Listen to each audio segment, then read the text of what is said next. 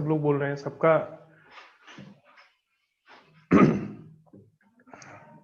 ठीक। कुछ रिवीजन हुआ था, डाउट्स आप लोगों को हैं पीछे जो भी टॉपिक्स हुए हैं? ममता जी अपना एक बार अपना सिस्टम चेक करिए। ओके ठीक, रिवीजन तो किए ही होंगे। हाँ विवेक जी, क्वेश्चन कौन सा क्वेश्चन है? विवेक कुमार।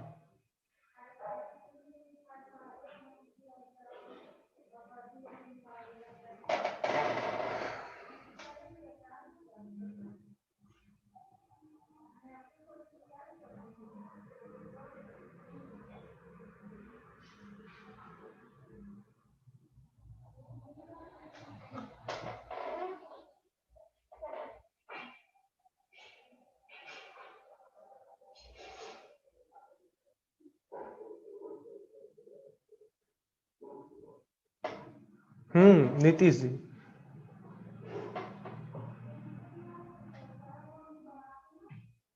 भारत और इंडिया में क्या डिफरेंस है मैंने बताया था आप लोगों को। भारत और इंडिया में क्या डिफरेंस है वो मैंने बताया था। ठीक, भारत का मतलब हम लोग जो है, जो सिस्टम है, भारत का मतलब क्या है? हाँ, भारत का मतलब मैंने बताया था कि जो कमजोर राज्य है, भारत हिंदी है और इंडिया इंग्लिश है। तो आजकल देखा जाता है इंग्लिश मतलब मॉडर्न लोग, और भारत का मतलब जो हिंदुस्तान में ऐसे लोग हैं जो पिछड़े हैं। देखिए ये कॉन्सेप्ट एक हो सकता है आपको समझने के लिए, इसका मतलब ये नहीं है कि जो मैं बताया था वो वही चीज है। ये एक समझने के लिए आपके बताया हूं कि आप कैसे चीजों को याद रख सकते हैं, कैसे आपके दिमाग में कोई चीज क्लिक कर जाती है वो भूलेगी नहीं। तो एक दायरा है जिसको हम किसी माध्यम से समझ सकते हैं। तो भारत और इंडिया है ना, है तो दोनों एक ही चीज, लेकिन समझने के लिए मैंने बताया था आप लोगों को भारत का मतलब वो राज्य भारत में जो कमजोर है, और विशेष रूप से जो पूर्वी राज्य है उनको आप देखेंगे वो कमजोर है ना, वो कमजोर राज्य है। आंध्रा को एक छोड़ दिया जाए थोड़ा बहुत, जो बाकी हाँ। तो इसमें और लेकिन पश्चिम के सारे राज्यों को अगर देखा जाए तो एक आध भले कमजोर है ना, जिसमें राजस्थान को अगर छोड़ दिया जाए, नहीं लगभग सारे राज्य क्या है, मॉडर्न और अमीर है। ठीक है, इंडस्ट्रियल इकाई सारी वहां पे, इकोनॉमिकल कंडीशन उनका अच्छा है, सारी चीजें वहां पे क्या है, बेहतर है। ये मैंने बताया था। ठीक, ये जो स्थिति है, ठीक है, इंडिया की, इसमें बताया था मैंने कि ये पार्टीशन होता है, ये आपका भारत है और ये इंडिया है। ठीक, भारत और इंडिया, भारत का मतलब तात्पर्य गरीब से, भारत का मतलब गरीब, या जहां पे संसाधनों की कमी है, जहां पे इंडस्ट्रीज नहीं है, जहां पे सॉरी आज तबीयत थोड़ी सी सही नहीं है, तो भारत का मतलब जो इकोनॉमिकल आधार पे ठीक है थोड़ा सा वीक है, और इंडस्ट्री का अभाव यहाँ पे दिखाई पड़ता है। ठीक है, तो ऐसे राज्य जिसमें आप देख सकते हैं ऊपर से, इधर उत्तर प्रदेश, बिहार, ठीक है, यहाँ पश्चिम बंगाल, सभी पूरा पोर्शन, उड़ीसा है ना, ये उड़ीसा, इधर आप एमपी का पार्ट देख लेंगे, छत्तीसगढ़, ठीक है, झारखंड, इधर इधर तेलंगाना, आंध्रा और तमिलनाडु, ये जो भी स्थितियां हैं सबकी, तो इनकी स्थिति अगर देखें तो इधर आंध्रा का थोड़ा सा जो भाग है, हाँ बीमारू में राजस्थान भी आ जाता है। ठीक है, बीमारू के अंतर्गत राजस्थान भी आ जाता है। तो ये जो राज्य हैं, अपेक्षाकृत अगर इधर के राज्यों को देखा जाए, ऊपर से आप देख लीजिए पंजाब, राजस्थान को छोड़ दीजिए, गुजरात, महाराष्ट्र, कर्नाटका, गोवा और केरल, ठीक है, इनकी अपेक्षा इन राज्यों की स्थिति आप देख सकते हैं इकोनॉमिक रूप से क्या होते हैं, कहीं ना कहीं कमजोर है। आधुनिक भारत में जब देश आजाद होता है और इंडस्ट्रीज जब बढ़ती हैं, तो औद्योगिक नगरों को अगर छोड़ दिया जाए, है ना, इधर कोरबा, भिलाई, दुर्गापुर, राउरकेला, है ना, जो भेल, गेल, सेल, जो इनके जो प्लांट है, जो हिंडाल्को, बाल्को, नाल्को, ये सब जो हैं, अगर इनको छोड़ दिया जाए तो ये पूरा इकाई क्या है, पूरा क्षेत्र कृषि आधारित और कमजोर है, जहां जनसंख्या भी अधिक है और संसाधनों का पूरी तरीके से अभाव दिखता है। तो इन स्थिति में इनको हम लोग कह सकते हैं भारत यानी ग्रामीण क्षेत्र, जैसे शहर और गांव होता है, और इनको हम कह सकते हैं इंडिया यानी डेवलप्ड, जहां पे आप देखिए इकोनॉमिकल क्षेत्र गुजरात, महाराष्ट्र, गोवा भी, कर्नाटका आईटी हब क्षेत्र, केरल शिक्षित और इंडस्ट्रियल क्षेत्र, सब कुछ इधर पाया जाता है। तो एक डेवलप्ड है, यानी दोनों कह सकते हैं, एक डेवलप्ड जो है और इधर क्या है, नॉन डेवलप्ड। ठीक है, जो नॉन डेवलप्ड और डेवलप्ड के बीच का अंतर है, उसी को हम लोग इंडिया और भारत कहते हैं। ठीक, समझ में आया? ये समझने के लिए है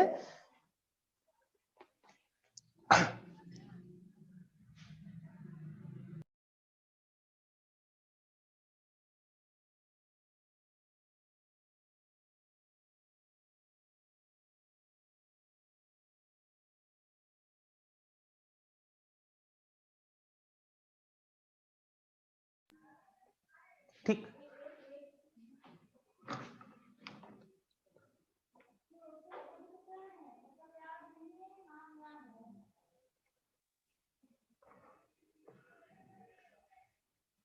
हाँ, आईटी हब कर्नाटका, बेंगलोर।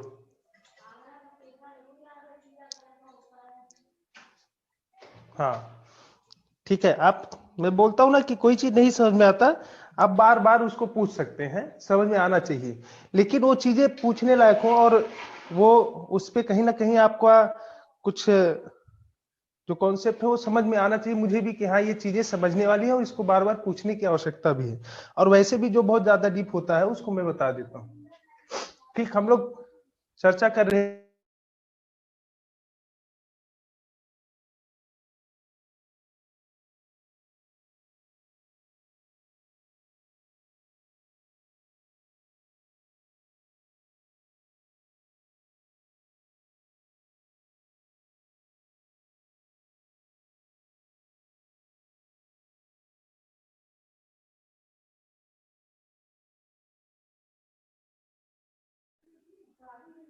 हाँ, अभी आई? ठीक, वो अनम्यूट हो गया था, मेरी गलती थी, कहीं से अनम्यूट हो गया था। ठीक, तो धर्मनिरपेक्षता के टॉपिक में हम लोग देख रहे थे जो बाधाएं हैं, है ना, धर्मनिरपेक्षता के समक्ष जो चुनौतियां हैं, जो बाधाएं अभी भी हैं, उसमें हम लोग कुछ पॉइंट्स देख लिए थे, और उम्मीद है कि आप लोग उसको पढ़े होंगे, रिवाइज किए होंगे, बहुत सारी चीजें आपको समझ में और आई होंगी, कुछ डाउट भी हो सकता रहा हो। फिलहाल कोई डाउट तो मुझे आया नहीं इस टॉपिक से लेकर के, किसी ने कोई क्वेश्चन नहीं किया। ठीक है, हो सकता है कुछ लोग के पास हो और वो करना भी ना चाहते हो, ऐसा नहीं मैं कहता कि कोई डाउट नहीं होगा, लेकिन हो सकता है ये भी कि कुछ लोग के पास हो और वो पूछना ना चाहते हो। हाँ, और कुछ लोग आंसर इस पे दिए थे।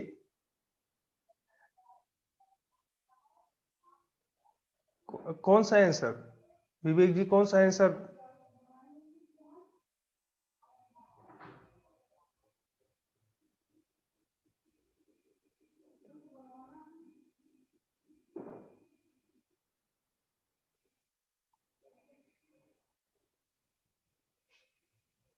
अच्छा, वाद वाले शब्दों पर कौन सा क्वेश्चन, वाद वाले शब्द, और विवेक आपका कौन सा क्वेश्चन है? कौन सा क्वेश्चन? मैं देखा नहीं, क्वेश्चन देख नहीं पाया।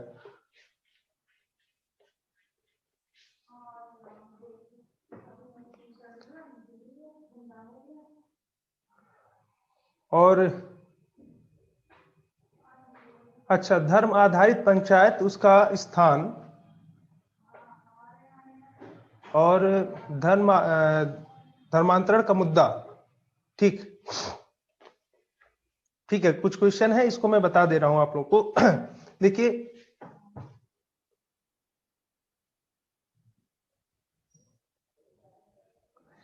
हाँ, जिसका भी आंसर लिख करके आया होगा, मैं टाइम मिलते ही चेक करके उसको रिस्पॉन्स कर देता हूं, ठीक है। देखिए, 2-3 क्वेश्चन है आप लोगों का। एक तो कि बाद शब्द जो पुछल्ले शब्द होते हैं, यानी पीछे जो टेल वर्ड्स होते हैं, उनका क्या अर्थ होता है। ये क्या है, पुनः प्रवर्तनवाद। अच्छा, ठीक, मैं एक बार सब पे चर्चा कर दे रहा हूं, लगभग जितने हैं एक बार ध्यान से देखिए। विवेक कुमार जी, जो महिलाओं का मुद्दा है वो अभी यहाँ पे मत लाइए, ठीक है। उस चैप्टर में मैंने पूछा था, आप लोग से कोई डाउट हो तो आप लोग क्वेश्चन कर सकते हैं, और सीधे क्वेश्चन मुझे व्हाट्सएप कर दीजिए, है ना। तो उस पे मैं एक बार क्लास में जब आता हूं तो मैं यहाँ डिस्कस कर दिया करूंगा, जो क्वेश्चन लगेगा कि ये बताने लायक है, ठीक है। अभी धर्मनिरपेक्षता हम लोग कर रहे हैं, तो यहाँ पर आइए। एक तो वाद का जो क्वेश्चन है कि वाद जो किसी शब्द के पीछे, जैसे धर्मनिरपेक्षतावाद, है ना, ये क्या है। तो वाद मैंने बताया था जब शुरू किया था मैंने, करण नगरीकरण में ही बता दिया था, है ना। करण और वाद दोनों को, वाद मतलब एक विचारधारा, वाद का मतलब क्या है मैंने बताया था, एक विचारधारा, एक सिद्धांत जो बना लिया जाता है, उसको इंडिकेट करता है ना। जैसे जातिवाद, धर्मवाद, है ना, आधुनिकतावाद या आधुनिकतावादी,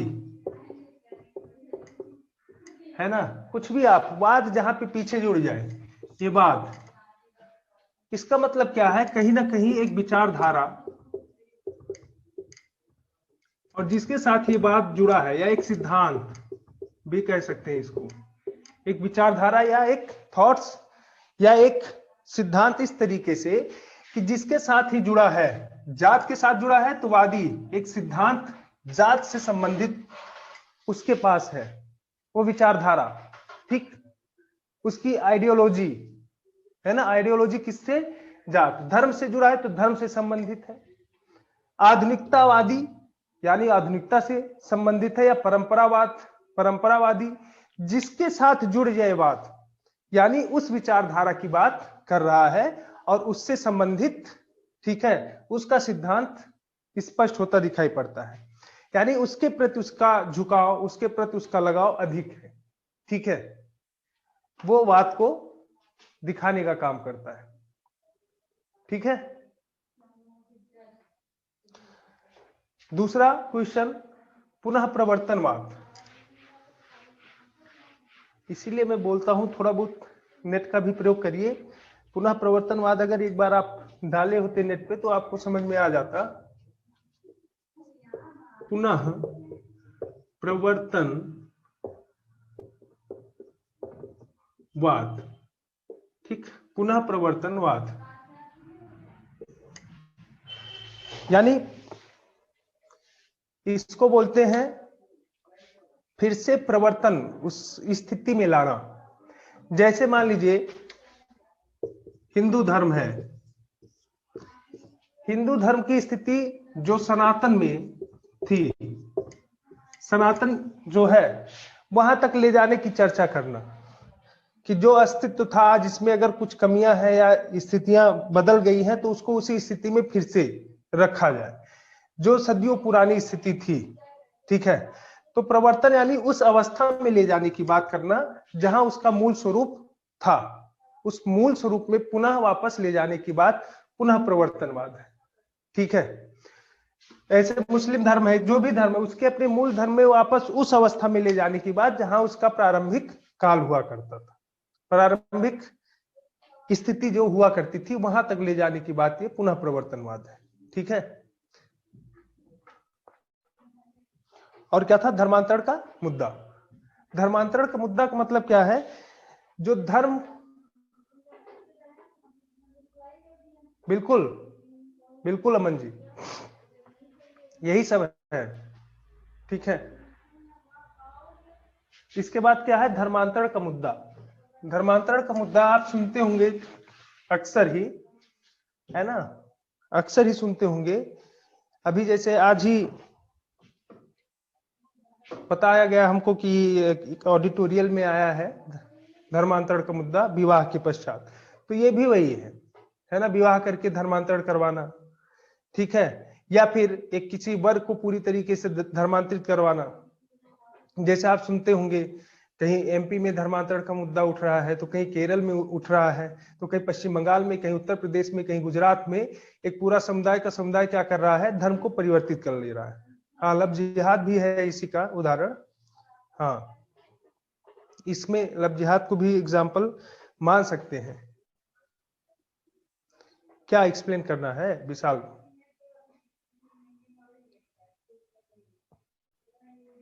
किस चीज को एक्सप्लेन करना है? लव जिहाद को?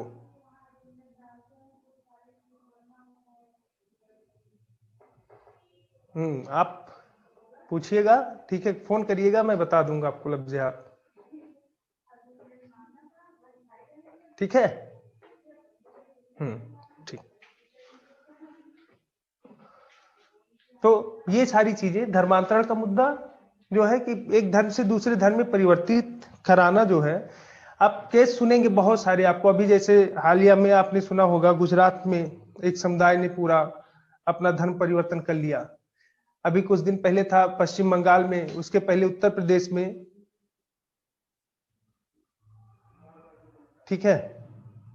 ठीक है, अभी मैं संगीता जी बता दूंगा यहीं, पहले सिलेबस कंप्लीट कर लेते हैं, उसके बाद कुछ मुद्दे हैं तो मैं बता दूंगा आपको। भारत में संप्रदायवाद का जनक किसे मानेंगे? अंग्रेज को, ठीक, सीधे सीधे आप अगर एक शब्द में कहेंगे तो अंग्रेज को बोल दीजिए, क्योंकि उनसे हमारा कुछ लेना देना नहीं है, जो आए थे भारत में, है ना, राज करने के लिए। सब आरोप उन्हीं पे लगा दीजिए। हाँ, और ठीक, तो ये सारी चीजें हैं। 25, 26, 27, 28, 29 कौन पढ़ा था? किसी ने देखा? आर्टिकल 25 टू 29 सुगुप्ता जी पढ़े हैं, ठीक। अमन, ठीक ठीक, कुछ समझ में आया आप लोगों को? हाँ, आज ऑडिटोरियल में आया है कुछ, अभी देखा नहीं हूं, आज देखता हूं मैं, ठीक। कई लोगों ने पढ़ा है, कुछ समझ में आया? अब समझ में अगर आया होगा तो धर्मांतरण, सॉरी, धर्मनिरपेक्षता के साथ जोड़ने में भी आपको लग रहा होगा कि कैसे जोड़ना है, ठीक। अभी हम वेस्टर्न के साथ जब जोड़ेंगे तो और चीजें उसमें और क्लियर आ जाएंगी, ठीक। लिखिए, चलिए थोड़ा सा लिख लीजिए, उसके बाद आगे हम लोग पैराग्राफ चेंज करके उसके आगे लिखिए, भारत विश्व के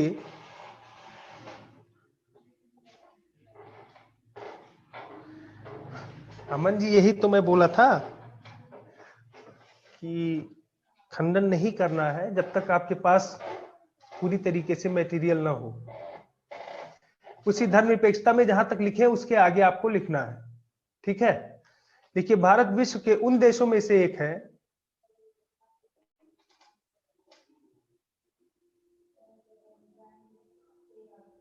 जिसमें धर्म का प्रभाव अधिक है, जिसमें धर्म का प्रभाव अधिक पाया जाता है।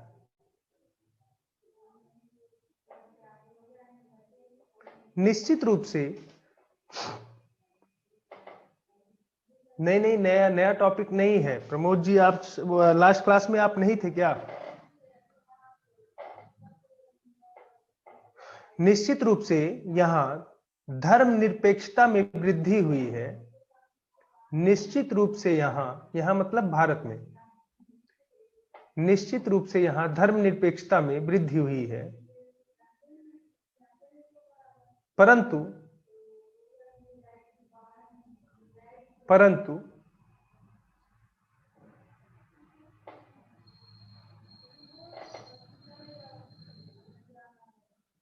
परंतु भारतीय निरपेक्षता को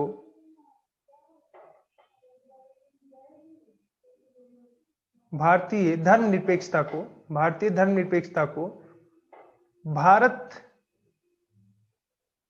के संदर्भ में ही देखा जाना चाहिए,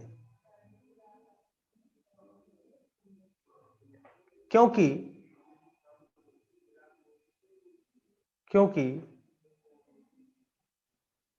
पश्चिमी धर्मनिरपेक्षता पर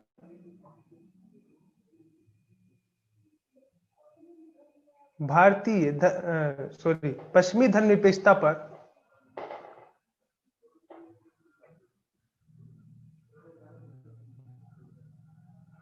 भारतीय धर्मनिरपेक्षता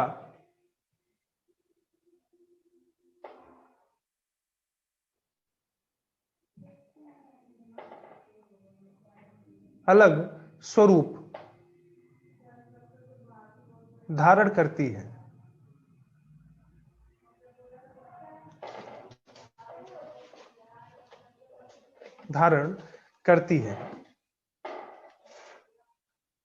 जैसे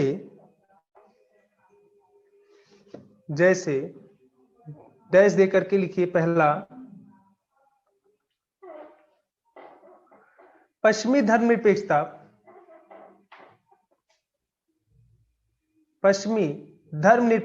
जहां धर्म तथा राज्य के पश्चिमी धर्मनिरपेक्षता जहां धर्म तथा राज्य के बीच पूरी तरह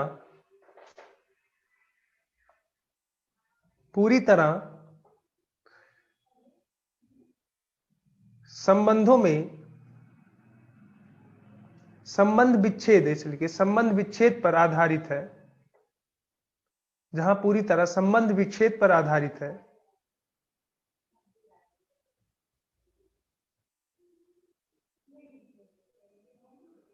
वहीं भारत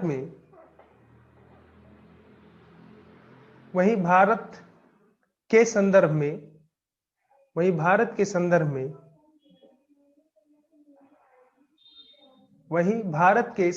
में यह अंतरधार्मिक समानता पर आधारित है।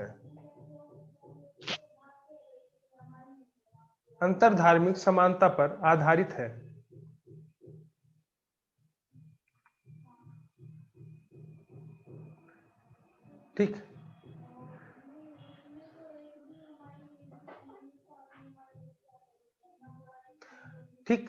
धर्म तथा राज्य के बीच जो संबंध है वो पूर्णतः क्या है? विच्छेद पर आधारित है, एक दूसरे से अलग थलग है, दोनों में कोई समानता नहीं है। यानी पश्चिम में अगर हम धर्मनिरपेक्षता को देखेंगे तो राज्य और धर्म का संबंध अलग है, राज्य का अपना अलग धर्म है और धर्म का अलग अपना धर्म है, कर्तव्य जिसको कह सकते हैं। दोनों का कहीं पे मर्ज नहीं है, कहीं एक दूसरे के पूरक नहीं है, कहीं एक दूसरे के बीच समानताएं नहीं है ना, इस आधार पे कोई समानता दोनों के बीच नहीं है। लेकिन भारत में जब देखते हैं तो क्या है, यह अंतरधार्मिक एक धर्म से दूसरे धर्म के बीच समानता को लेकर के आधारित है ना। यानी जितने धर्म हैं वो सब क्या होंगे? समान होंगे। किसके लिए? राज्य के लिए। यानी धर्म और राज्य के बीच संबंध होगा, लेकिन अंतरधार्मिक समानता के आधार पर। एक दूसरे से भिन्न जो भी धर्म है भारतीय समाज में, उस पर राज्य का जो आधार होगा वो समानता पर आधारित होगा। यानी राज्य कहीं से किसी के लिए विशेष कोई नीति नहीं बनाएगा, लेकिन अगर करता है तो समानता के आधार पर रहेगा। कुछ भी होगा तो समानता पे। ठीक है, दूसरा लिखिए,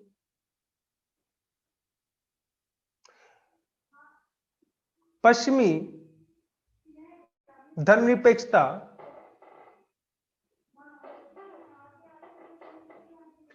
पूरी तरह पश्चिमी धर्मनिरपेक्षता पूरी तरह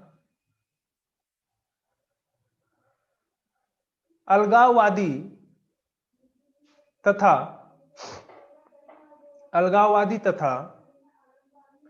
नकारात्मक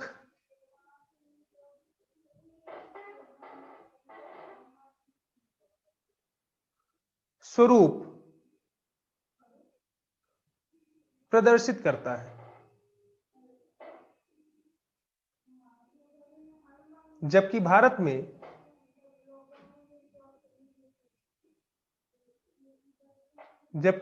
में यह समग्र रूप से सभी धर्मों का सम्मान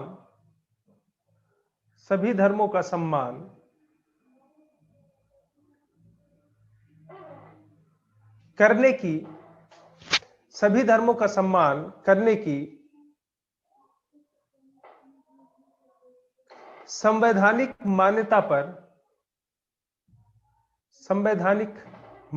पर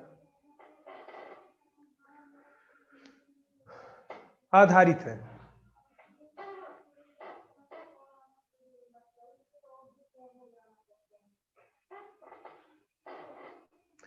ठीक, पश्चिम में जो धर्मनिरपेक्षता है वो पूरी तरह अलगाववादी, ठीक, और नकारात्मक स्वरूप को दिखाता है।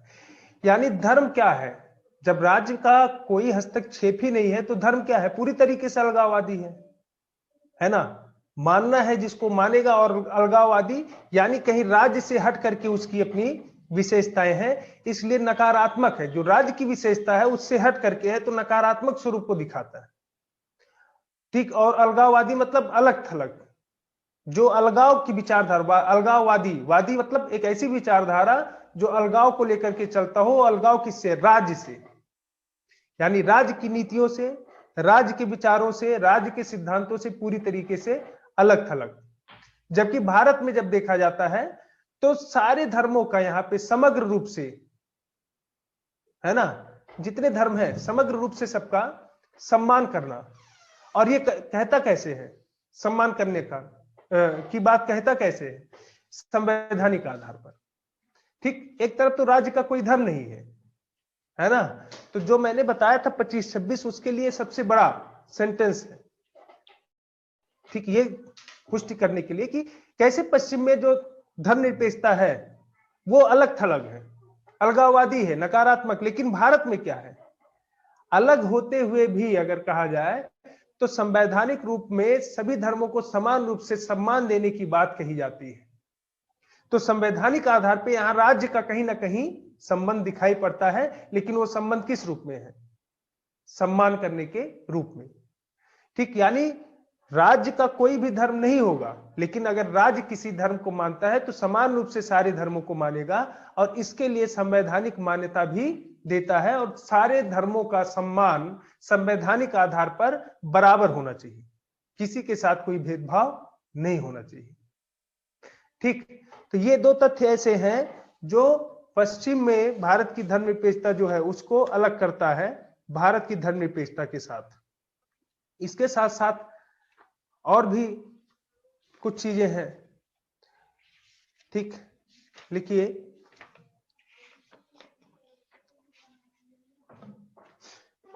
इसके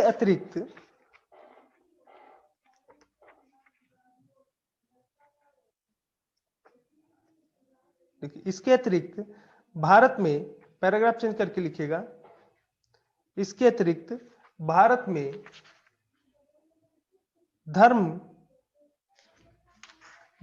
धर्मनिरपेक्षता पश्चिमी देशों से आयातित मतलब लिया जाना, पश्चिमी देशों से आयातित माना जाता है।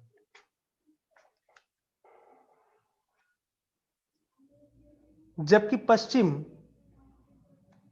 की धर्मनिरपेक्षता जबकि पश्चिम में धर्मनिरपेक्षता मूल स्थानीय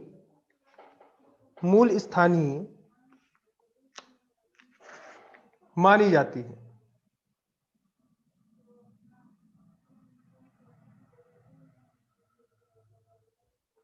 नेक्स्ट लिखिए, धर्मनिरपेक्षता का पश्चिमी स्वरूप, धर्मनिरपेक्षता का पश्चिमी स्वरूप मुख्य रूप से राजनीति और धर्म के पृथक्करण, मुख्य रूप से राजनीति और धर्म के पृथक्करण या राज्य और चर्च के पृथक्करण पर केंद्रित है।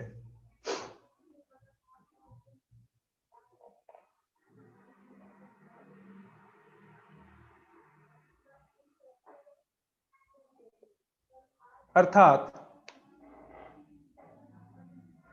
राज्य में धर्म का कोई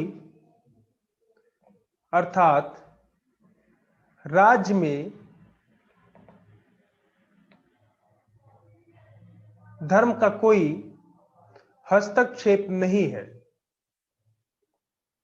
राज्य में धर्म का कोई हस्तक्षेप नहीं है।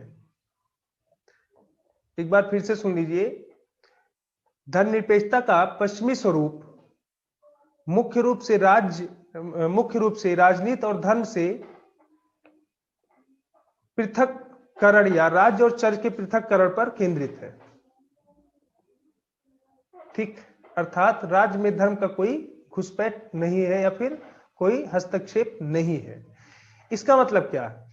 जो धर्मनिरपेक्षता का पश्चिमी स्वरूप है मुख्य रूप से राजनीति और धर्म के पृथक्करण पर आधारित है, या फिर कहा जाए तो राज्य और चर्च के पृथक्करण पर आधारित है। यानी राजनीति और धर्म साथ साथ नहीं चलते हैं वहां। यहां क्या है? दोनों साथ साथ चलते हैं, राजनीति और धर्म दोनों साथ ही साथ चलेंगे। वहां क्या है? राजनीति जहां है वहां धर्म नहीं है, और जहां धर्म है वहां राजनीति नहीं है। चर्च की व्यवस्थाएं अलग है। चर्च तक ही सीमित है या व्यक्ति के व्यक्तिगत लाइफ तक सीमित है। राज्य वहां के विषयों पर हस्तक्षेप नहीं करता है, या धर्म राज्य के विषयों में कोई हस्तक्षेप नहीं करेगा। और यहां क्या है? धर्म के आधार पर राज्य का हस्तक्षेप, ठीक, राज्य के बीच में हस्तक्षेप।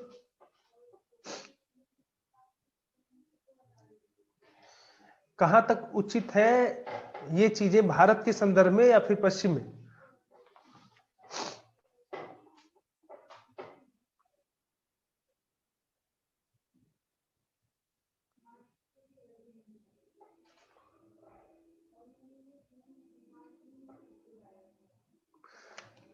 देखिए, उचित पश्चिम का जो उचित है वो है क्योंकि वो धर्मनिरपेक्षता को धर्मनिरपेक्षता के रूप में ही देखते हैं। वहां के लिए तो उचित है क्योंकि जिस शब्द को अपनाए हैं उस शब्द का अनुपालन भी वो उसी रूप में कर रहे हैं। ठीक है, कोई धार्मिक मामला होगा, राज्य कोई मैटर नहीं, वहां पे हस्तक्षेप नहीं करेंगे व्यक्तिगत जीवन में, और राज्य का मैटर होगा तो धर्म हस्तक्षेप नहीं करेगा। दोनों की विषय अलग है। मानना है जिसको, हाँ, अंतरजातीय विवाह अगर हम लोग देखते हैं तो धर्मनिरपेक्षता को ये बढ़ावा देने का काम करती है, लेकिन अगर अंतर धार्मिक अगर हम कहें तो वो ज्यादा बेटर होगा, है ना। जातियां कहीं ना कहीं एक धर्म के अंदर ही हो जाती हैं, बट कहीं ना कहीं ऐसी रूढ़िवादिताओं पर एक प्रभाव डालने का काम करता है।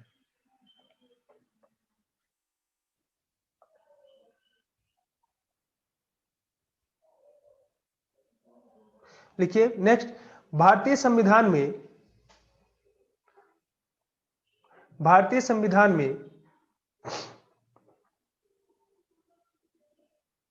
धार्मिक स्वतंत्रता को, भारतीय संविधान में धार्मिक स्वतंत्रता को मूल अधिकार के अंतर्गत शामिल किया गया है।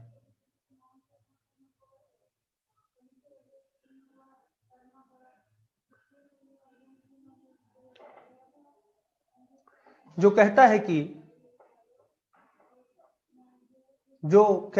कि राज्य धर्म के आधार पर, जो कहता है कि राज्य धर्म के आधार पर किसी व्यक्ति,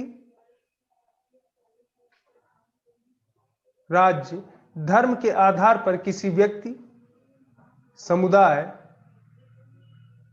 शैक्षणिक संस्था या समूह को, जो कहता है कि राज्य धर्म के आधार पर किसी व्यक्ति, समुदाय, किसी व्यक्ति समुदाय, शैक्षणिक संस्था या समूह को अनुदान देने में कोई विभेद नहीं करेगा, देने में कोई अंतर नहीं करेगा।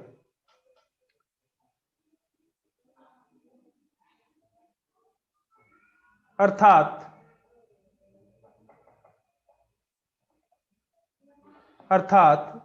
राज्य की दृष्टि से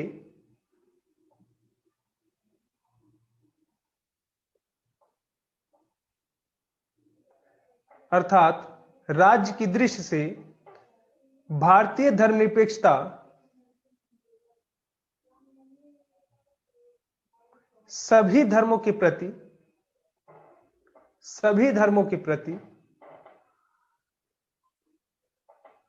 आदर को प्रदर्शित करती है।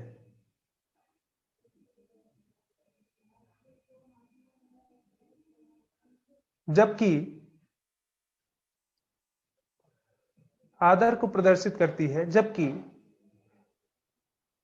पश्चिम धर्मनिरपेक्षता का भाव है, जबकि पश्चिमी धर्मनिरपेक्षता सभी धर्मों से दूरी बनाए रखती है।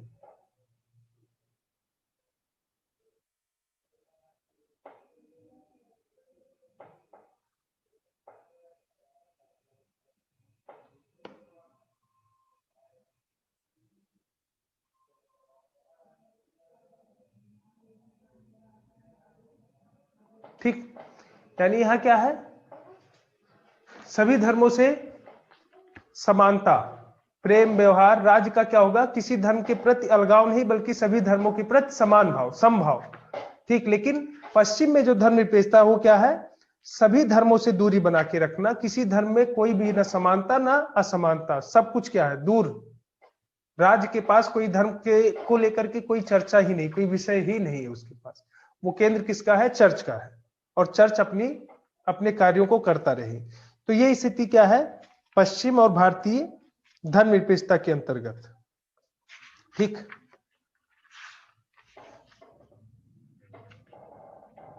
हाँ, अंतरधार्मिक विवाह को ही लव जिहाद कहते हैं। यानी लव जिहाद का एक एग्जाम्पल है अंतरधार्मिक विवाह। ये सब चीजें तो नेट पे डालेंगे, लव जिहाद क्या है, आपको सैकड़ों कॉन्सेप्ट आ जाते हैं उसमें।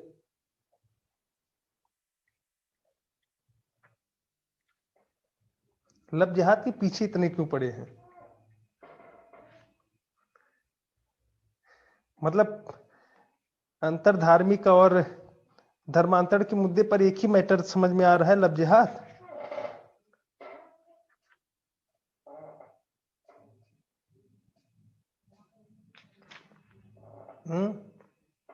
लिखिए आगे।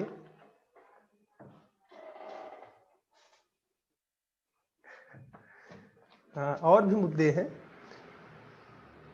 जब जरूरी हो तभी कोई ज्वलंत मुद्दा उठाना चाहिए, है ना, नहीं तो छोड़ देना चाहिए।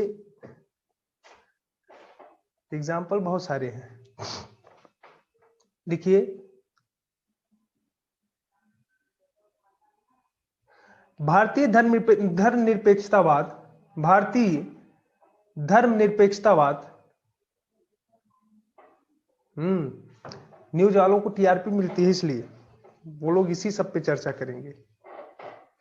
देखिए, भारतीय धर्मनिरपेक्षतावाद अधिक सकारात्मक तथा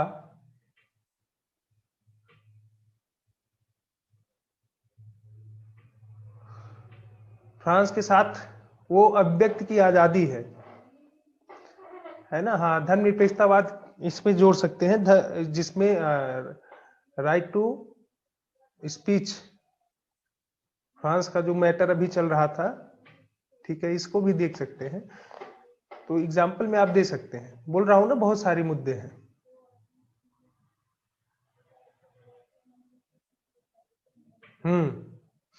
लिखिए, भारतीय धर्मनिरपेक्षतावाद अधिक सकारात्मक तथा समावेशी है।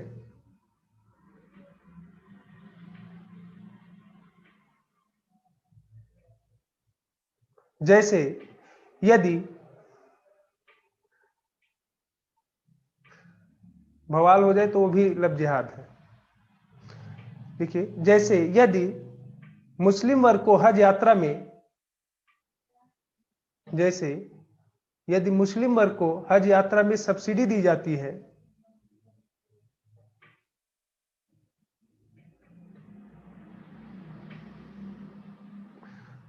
सब्सिडी दी जाती है, तो वहीं दूसरी तरफ हिंदू मतावलंबियों को या हिंदू धर्म के मानने वालों को अमरनाथ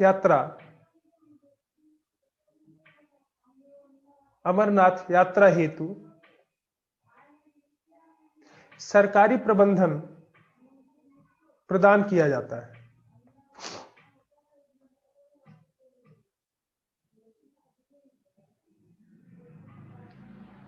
पश्चिमी धर्मनिरपेक्षतावाद, पश्चिमी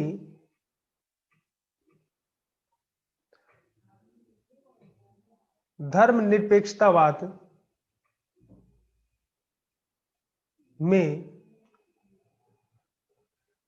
इसका अभाव है, यानी ये चीजें नहीं पाई जाती हैं।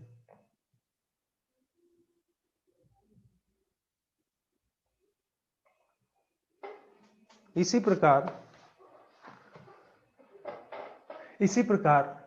भारत में राज्य द्वारा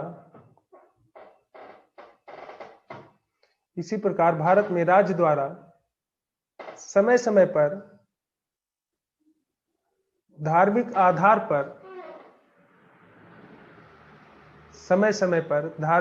आधार पर अवकाशों का निर्धारण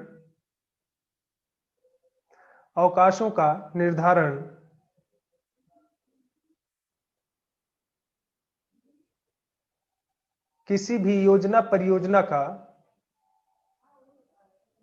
उद्घाटन तथा समापन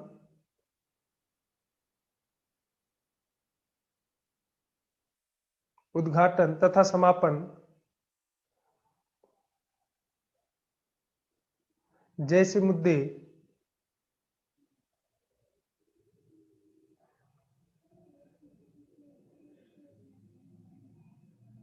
पश्चिमी तथा भारतीय धर्मनिरपेक्षता पर अलग है। पश्चिमी तथा भारतीय धर्मनिरपेक्षता पर अलग है।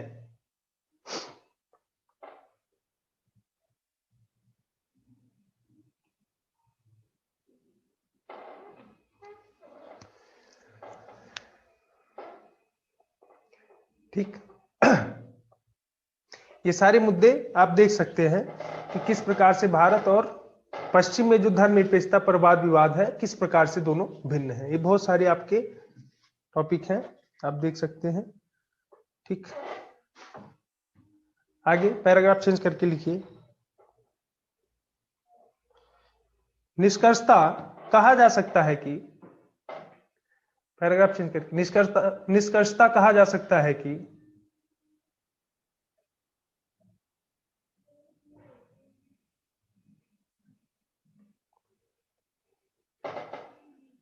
भारतीय राज्यों द्वारा समय समय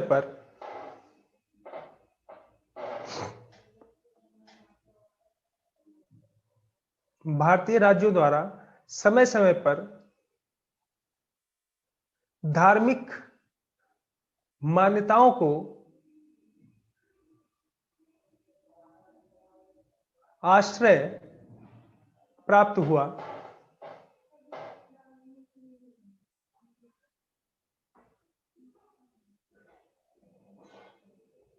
तथा आश्रय प्राप्त हुआ तथा धर्म को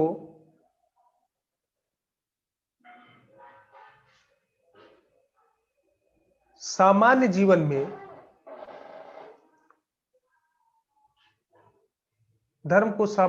में मान्यता मिलती रही।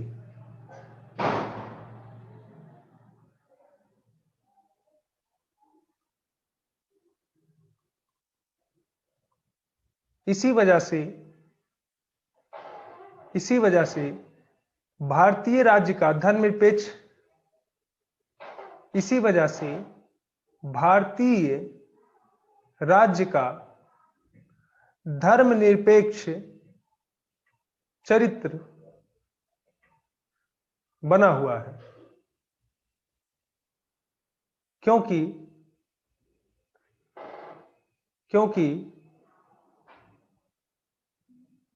यह किसी भी धर्म को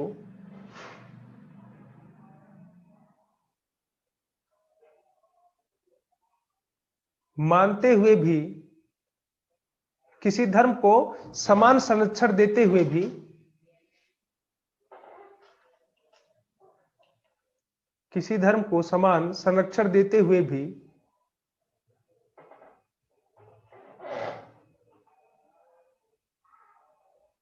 अपने स्वरूप को धर्मनिरपेक्ष बताता है, बनाए हुए है।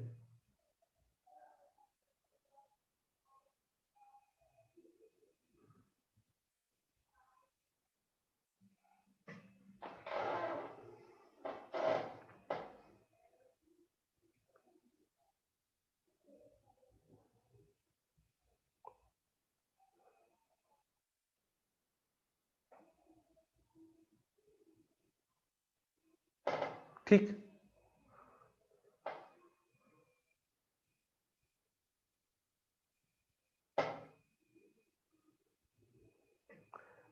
कब से क्लासेस दे रहे हैं विकास? कौन सी क्लासेस, किस क्लास की बात कर रहे हैं?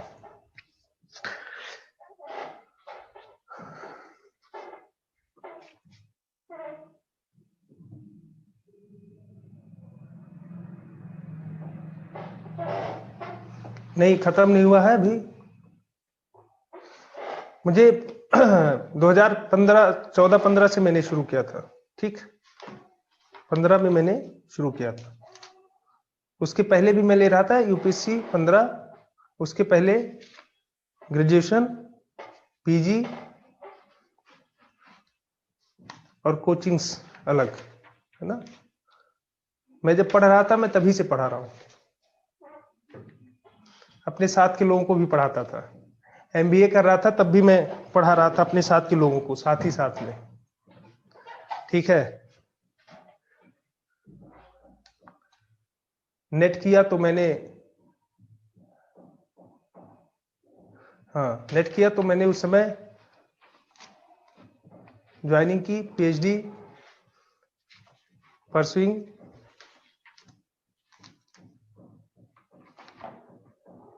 क्लासेस आज या कल?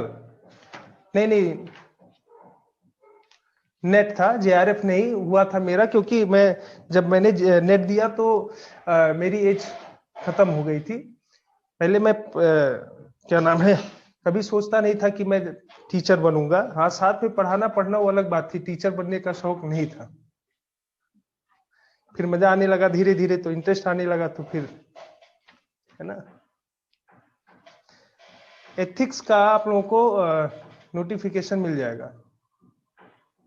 हाँ, और भी डिग्रियां है कुछ, है ना, लेकिन घबराइए नहीं, पढ़ने की कोई उम्र नहीं होती, पढ़ने की कोई सीमा नहीं होती।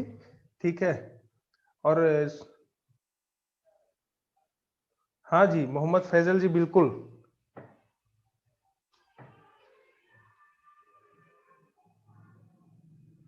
हाँ गौरव, बिल्कुल दिए हैं, तभी तो आप लोगों के सामने बैठे हैं। यूपीएससी में का एग्जाम अगर नहीं दिए होते तो आप लोगों के सामने कैसे आते?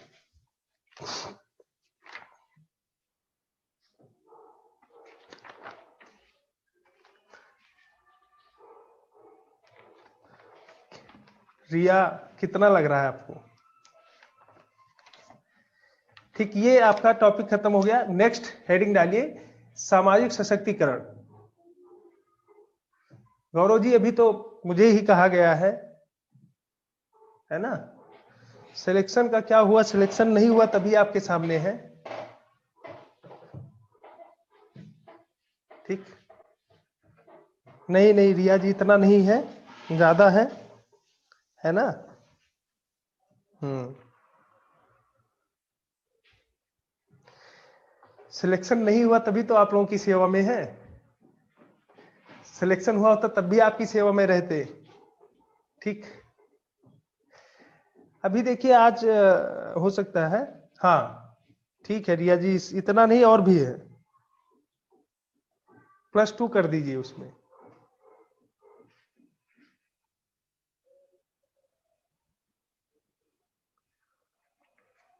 हाँ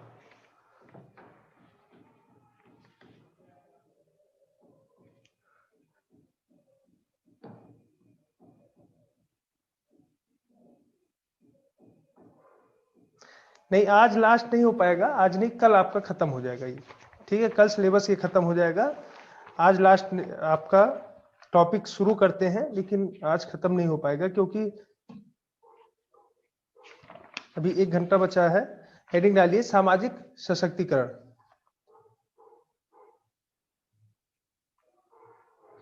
दोनों बराबर है।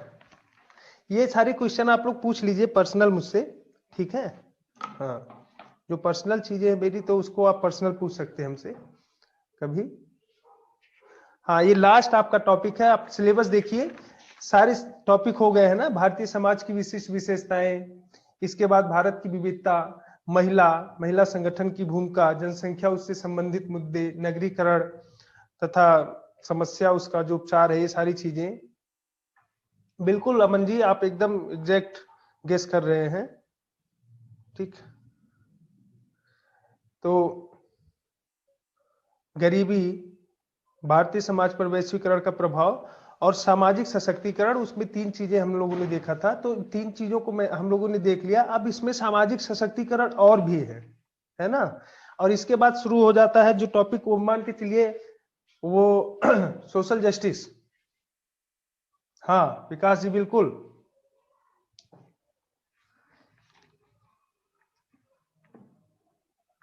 मैं अटेम्प्ट अपने सारी जल्दी जल्दी खत्म कर दिया था, एक अटेम्प्ट मैं दिया भी नहीं। ठीक है, और मैंने 5 अटेम्प्ट लिए थे। बाकी चीजें आप पर्सनल पूछ लीजिए हमसे, जो भी चीजें हैं आपको जानना है मेरे बारे में, एकदम हिस्ट्री ज्योग्राफी सब बताऊंगा।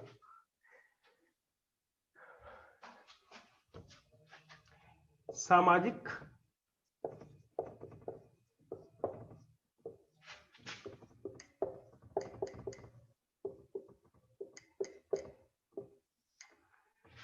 सशक्तिकरण। ठीक,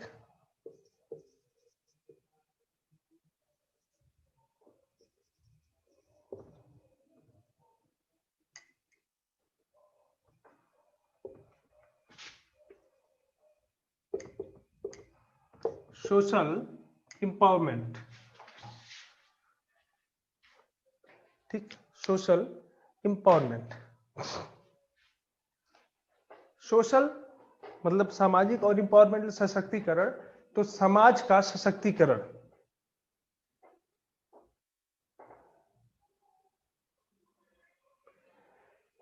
अभी 30 है। ठीक है, एज जो नेट के लिए है वो जनरल 30। ठीक है, पहले 28 था, अभी 2 साल बढ़ा दिया गया है। तो जेआरएफ के लिए 30, उसके नेट के लिए कोई लिमिटेशन नहीं है। ठीक है, नेट के लिए कोई लिमिटेशन नहीं है, जेआरएफ के लिए 30। ये सब सॉरी, पर्सनली आप लोग, अब इसका नहीं पता मुझे काश जी, आप लोग इस सबको खुद देख लीजिए, नेट पे आप देखेंगे सब कुछ आपको मिल जाएगा। नहीं नहीं नहीं, श्रुति तोमर जी आप नहीं, एकदम बिल्कुल 10 साल घटा दीजिए। ठीक,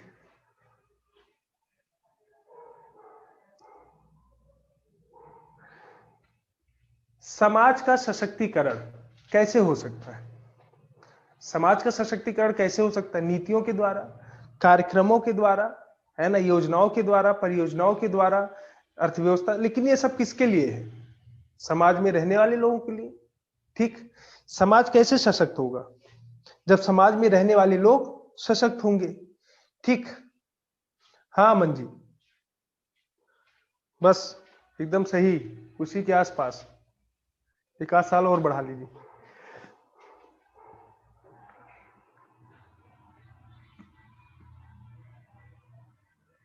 अमन कुमार जी, समाजवाद का जो चरम स्वरूप है वही साम्यवाद है।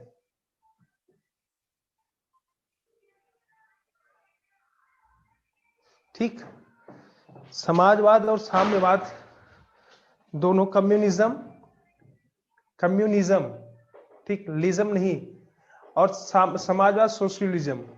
सोशलिज्म की जो बात है, सोशलिज्म में कहा जाता है कि जो संसाधन है उस पर समान नियंत्रण होना चाहिए सबका, एक सरकार होगी और सरकार क्या करेगा, उसमें समतामूलक न्याय स्थापित करेगा। जो संसाधन है, ये क्या है, समाजवाद।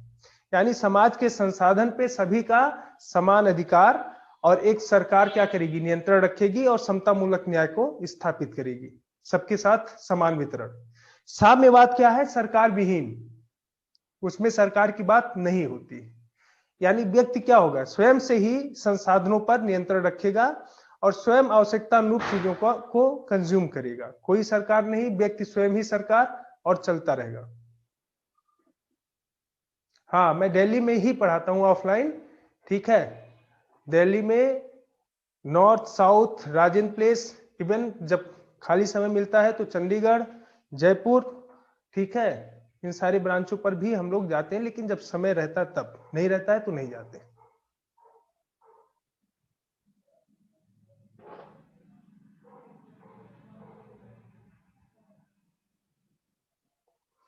पॉलिटिकल एम्पावरमेंट,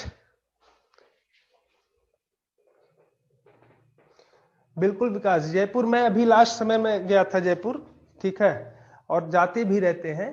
ठीक है, कभी अगर मौका लगा तो आप लोगों से पटना ब्रांच आने का हम लोग का बन रहा था, सब कुछ इधर पटना के लिए और धनबाद के लिए। ठीक है, रांची, धनबाद, पटना, इन सारे पे हम लोग बस डिस्कस चल ही रहा था। क्योंकि चूंकि सिस्टम क्या होता है, देखिए, एक इंसान कितनी जगह जाएगा साल में, ठीक है, पूरे साल में एक एक बैच जो होता है, और उसमें ऑप्शनल के साथ तो एकदम से समय नहीं मिल पाता है, इसलिए हम लोग दिल्ली में ही रह जाते हैं। ठीक है, बाकी वहाँ टीचर रहते हैं, वो पहुंचते भी हैं, लेकिन कभी मौका होगा तो हम लोग आप लोगों से जरूर मिलेंगे। ठीक, हाँ बिल्कुल मिलेंगे। ठीक, नहीं होगा तो आप सभी लोग आ जाइएगा दिल्ली।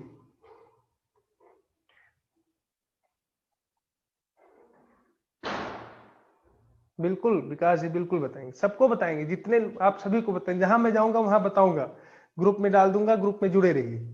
ठीक है, आज मैं पटना में घूम रहा हूँ, आज मैं रांची में घूम रहा हूँ, आज मैं जयपुर में घूम रहा हूँ, जिसको जो डाउट है आकर के हमसे पर्सनली पूछ लीजिए।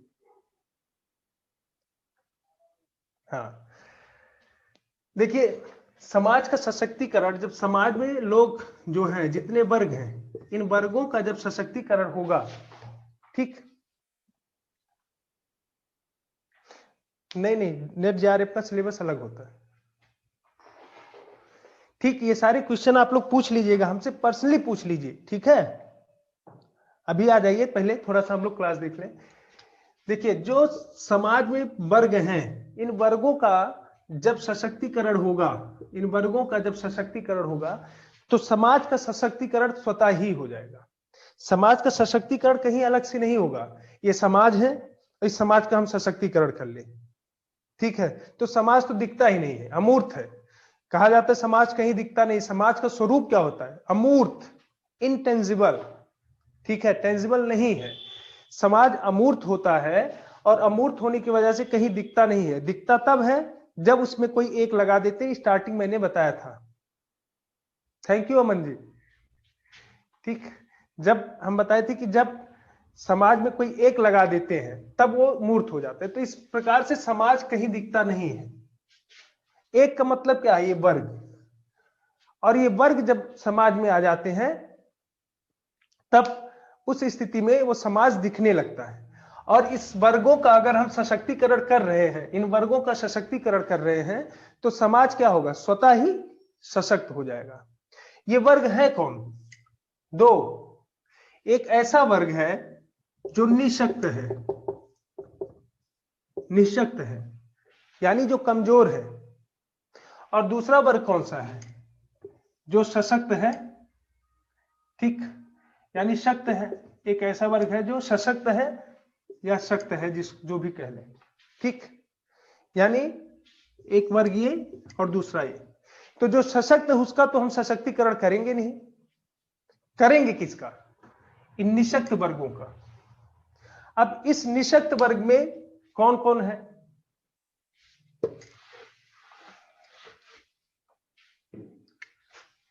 जो निःशक्त वर्ग है, ठीक, इसमें कौन है? एससी, एसटी, ठीक, एससी, एसटीज, ओबीसी, महिला, ठीक, वृद्ध,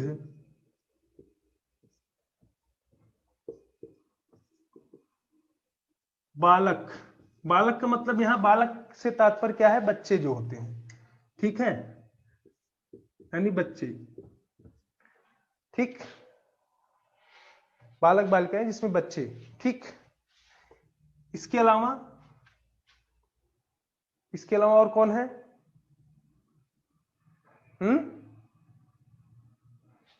ठीक,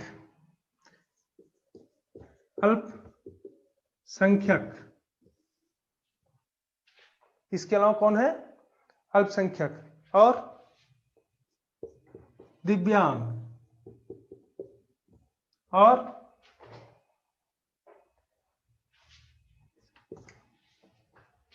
कौन है?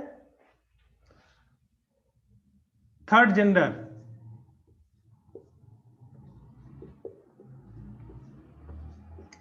या तृतीय लिंगी, ठीक है। और इसको या तो आप सीधे लिख लीजिए सबको मिलाकर के एलजीबीटी, ठीक, एलजीबीटी समुदाय ही पूरा एक। ये सब कौन है? कमजोर वर्ग है। तो ये निःशक्त वर्ग हो गए। दूसरा कौन है? सशक्त वर्ग। सशक्त वर्ग कौन है? सशक्त वर्ग कौन है बताइए।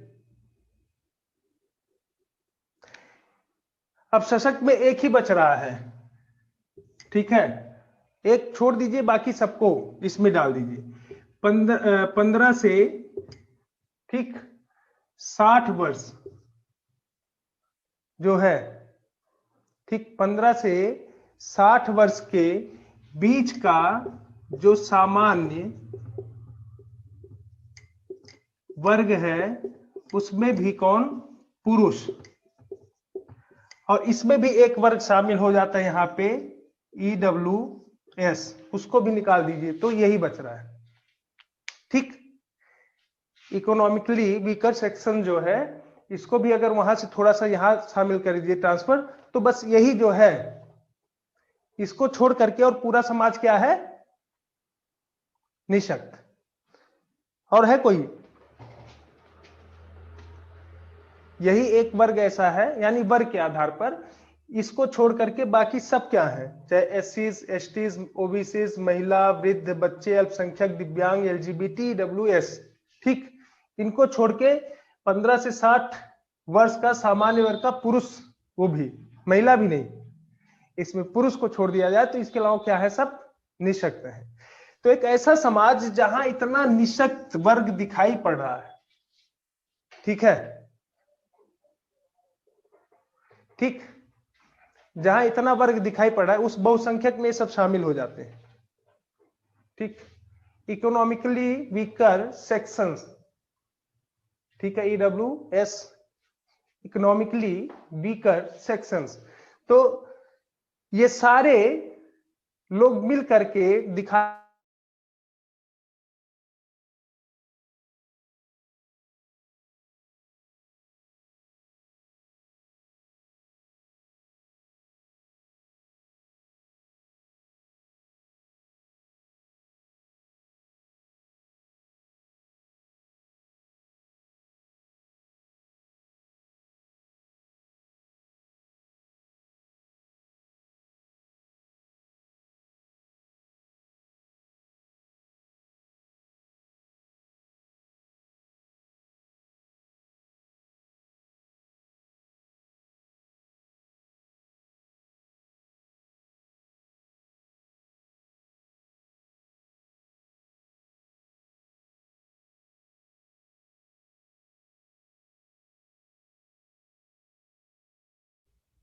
ये अनम्यूट हो गया था शायद होस्ट ने, जो भी था, है ना।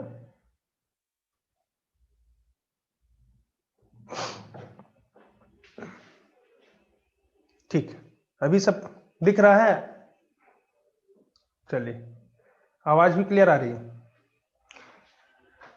ठीक, तो हम लोग बात कर रहे थे एक ऐसा समाज कि जहां इतने वर्गों के साथ समस्याएं हैं और निःशक्त स्वरूप को देखा जा रहा है।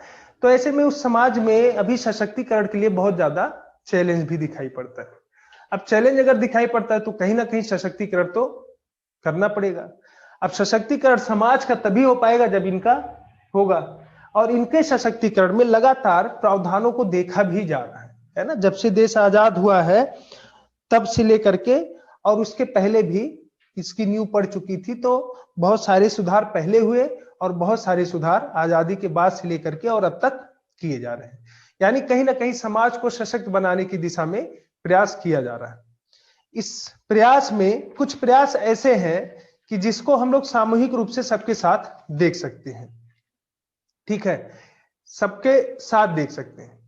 सिंपली हम लोग देखते हैं कि सबके लिए अलग अलग प्रावधान है। जितने वर्ग हैं, है ना, ये जितने वर्ग हैं सबके लिए अलग अलग प्रावधान सुनिश्चित किए गए हैं। जस्टिस में आप लोग पढ़े होंगे, ठीक है, इसमें से लगभग सारी चीजें आप जस्टिस में पढ़े हैं। तो सबके लिए अलग अलग प्रावधान, अलग अलग नीतियां, कानून, योजनाएं, सब कुछ बने हैं। ठीक, तो कुछ चीजें ऐसी है कि सामान्य रूप से हम सबके लिए लागू कर सकते हैं। उसको मैं पॉइंट्स में करके आपको लिखा करके बता दूंगा, और बाकी जो आप जस्टिस में पढ़े हैं उन चीजों को कलेक्ट करेंगे। ठीक है, लिख लीजिए थोड़ा सा। सशक्तिकरण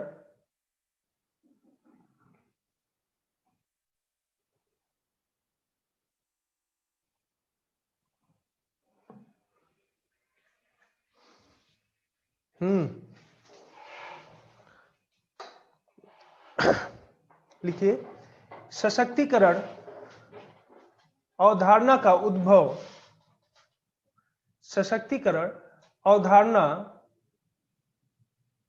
का उद्भव ब्राजील के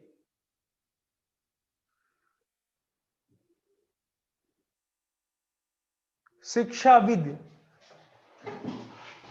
ब्राजील के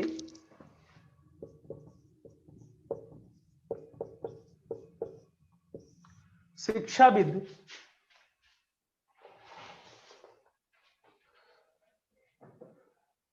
और मानवतावादी विचारक, मानवतावादी विचारक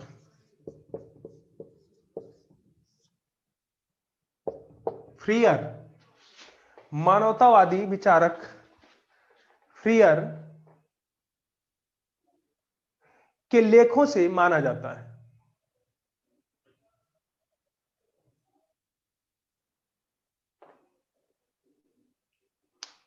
से माना जाता है। पैराग्राफ चेंज करके लिखिए, सामाजिक सशक्तिकरण, सामाजिक सशक्तिकरण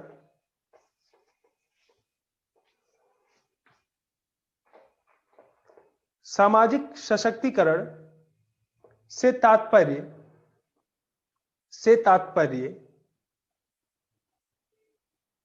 पैराग्राफ इन्वर्टेड कॉमा में लिखिए, कॉमा लगा के फिर इन्वर्टेड कॉमा में लिखिए, समाज के कमजोर वर्गों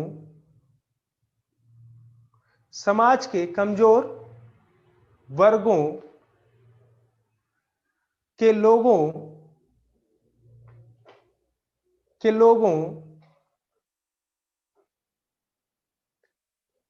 को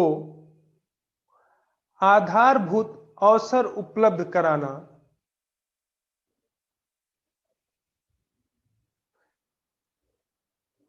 समाज के कमजोर वर्गों के लोगों को आधारभूत अवसर उपलब्ध कराना, क्लोज कर दीजिए इन्वर्टेड कॉमा, से है।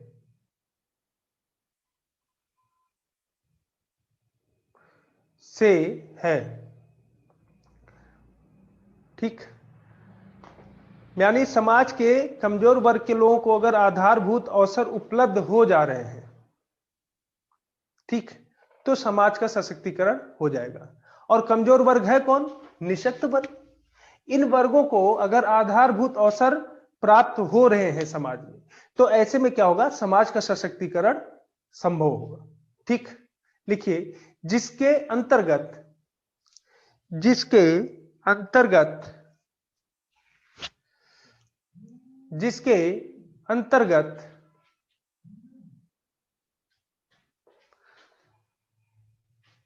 ये सारे आप लिख लीजिए, जिसके अंतर्गत इन सभी को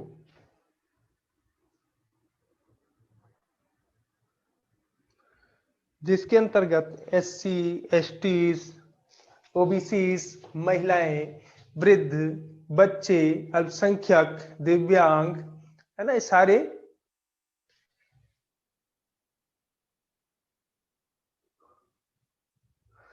अनुराधा जी स्पीड बढ़ा दूंगा, लेकिन अभी इतना कमेंट आता है सर रिपीट। ठीक, तो सबके साथ चलना है हमको। इसमें जानता हूं कि कुछ लोगों की स्पीड अच्छी है, कुछ लोगों की स्पीड बहुत स्लो है, तो हम ऐसा स्पीड लेकर के चलते हैं कि न किसी को ज्यादा तेज लगे और न किसी को कम लगे, फिर भी समस्याएं हो सकती हैं, मैं इससे सहमत हूं। बट हाँ, सबका साथ सबका विकास, विशाल जी बोल रहे हैं। तो यहाँ चूंकि कई इतने लोग होते हैं तो सबको साथ में लेकर के चलना है ना, नहीं तो स्पीड बढ़ा भी सकते हैं, कोई दिक्कत नहीं होती है। हाँ, ठीक, देखिए दो चीजें होती हैं, या तो सिलेबस को भगाना हो खूब तो स्पीड, या पढ़ाना खूब चाहते हो, ठीक है, जैसे हम लोग चाहते हैं ज्यादा से ज्यादा बता दें, लेकिन कभी कभी जैसे सामने है, या आप लोग अगर नोट्स ना बनवाना हो तो खूब बताते चले, ये भी वो भी, लेकिन सब कुछ साथ में लेकर के चलना होता है। आप भी अगर हमारी जगह होंगे तो हर चीज आप मैनेज करना पड़ेगा। लिखिए, लिख लिए, जिसके अंतर्गत सबको लिख करके आदि वर्गों को सम्मिलित किया जाता है।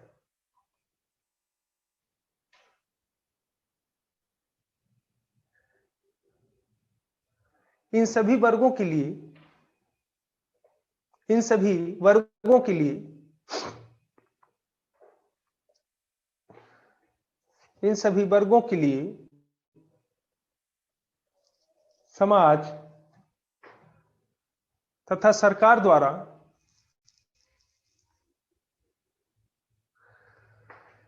विभिन्न प्रयास किए जा रहे हैं, विभिन्न प्रयास किए जा रहे हैं, किंतु सम्मिलित रूप से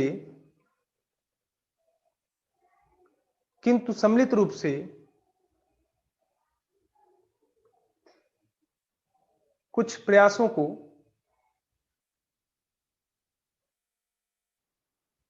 शामिल किया जा सकता है, जो निम्नलिखित है।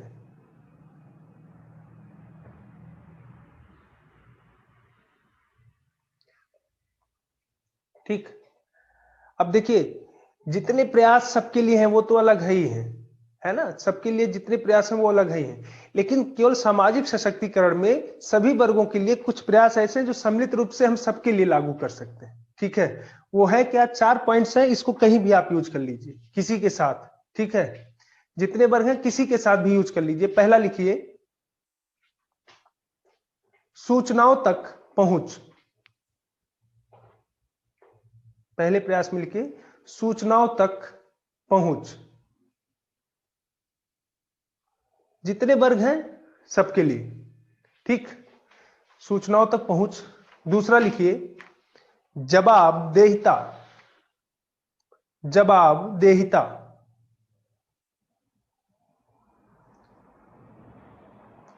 नेक्स्ट, समावेशन। समावेशन तथा भागीदारी। समावेशन तथा भागीदारी। और चौथा, स्थानीय सांगठनिक। स्थानीय सांगठनिक क्षमता। क्षमता, क्षमता, कैपेसिटी, लोकल ऑर्गेनाइजेशनल कैपेसिटी, है ना। ठीक, 4 पॉइंट ये हैं। किसी का भी सशक्तिकरण की बात हो, समाज के सशक्तिकरण में चारों और सारे वर्गों के लिए, और अगर स्पेशली किसी की बात कर रहा है तो उसमें इन पॉइंट्स को आप जोड़ सकते हैं। ठीक, अब पहला हेडिंग डालिए, सूचनाओं तक पहुंच। स्थानीय सांगठनिक क्षमता। स्थानीय सांगठनिक क्षमता। पहला हेडिंग डालिए, सूचनाओं तक पहुंच।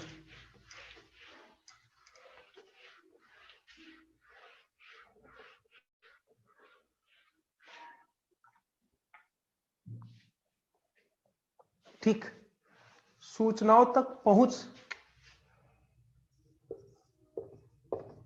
सूचना इज इक्वल टू शक्ति।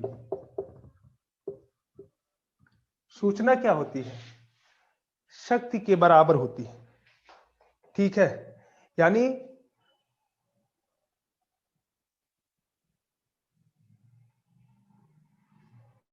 अमन जी बात कर लीजिएगा हमसे, ठीक है।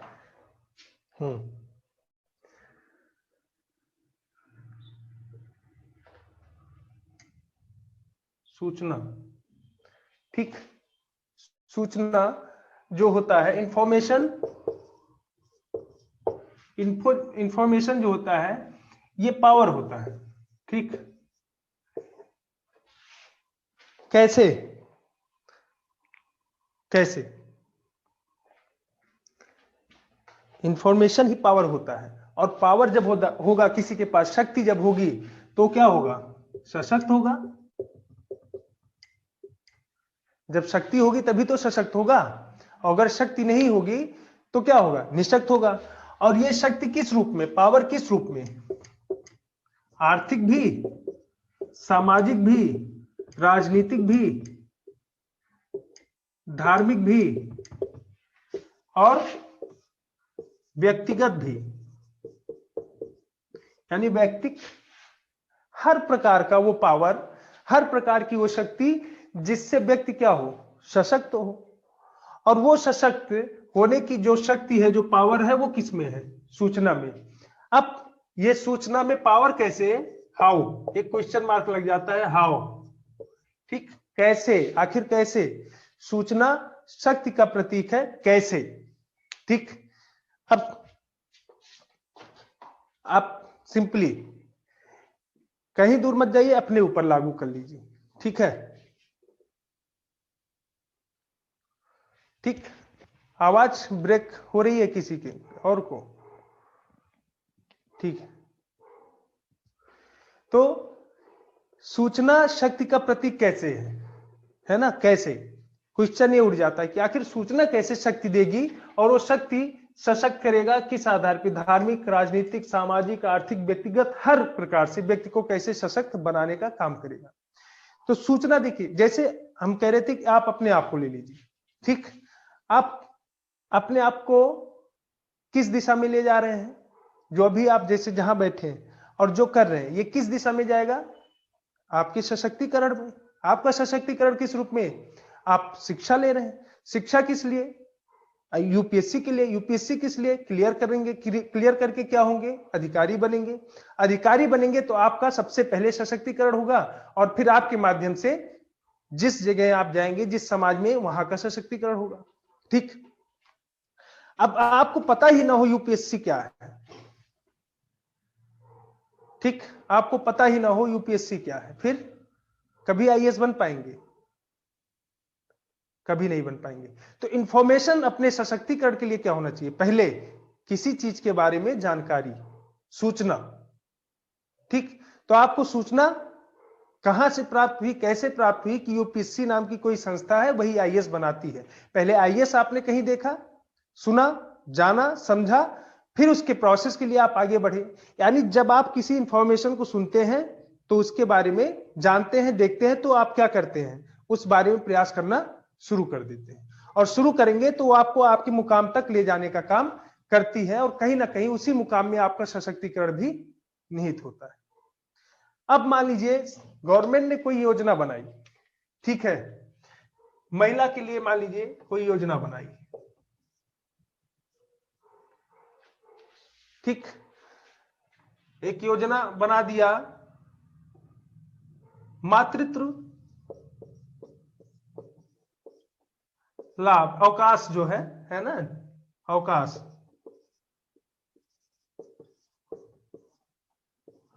योजना, लाभ योजना, ठीक, एक योजना बना दिया, ठीक। अब जो महिलाएं इसके पात्र हैं, इस योजना की पात्र हैं, अगर उनको पता ही ना हो तो इस योजना का लाभ नहीं ले पाएंगे, और लाभ नहीं ले पाएंगे तो उस दिशा में उनका सशक्तिकरण क्या होगा? नहीं होगा, है ना, उस दिशा में। यानी जो 26 सप्ताह का इसके अंतर्गत प्रावधान किया गया, तो 26 सप्ताह के अवकाश से वंचित रह जाएंगे। ठीक, कोई अन्य योजना, पेंशन योजना बनाया गया, वय वृद्धि योजना, उसमें महिलाओं को भी स्थान दिया गया, ठीक, या उज्ज्वला योजना के अंतर्गत। तो ऐसे जगह बहुत सारी योजनाएं हैं, जननी शिशु सुरक्षा हो गई, बहुत सारी योजनाएं महिलाओं के साथ जुड़ी हैं। तो उन योजनाओं का लाभ तभी ले पाएंगी जब उस योजना का इंफॉर्मेशन उनको होगा, सूचना होगी। नहीं होगा तो फिर पड़ी रह जाएंगे।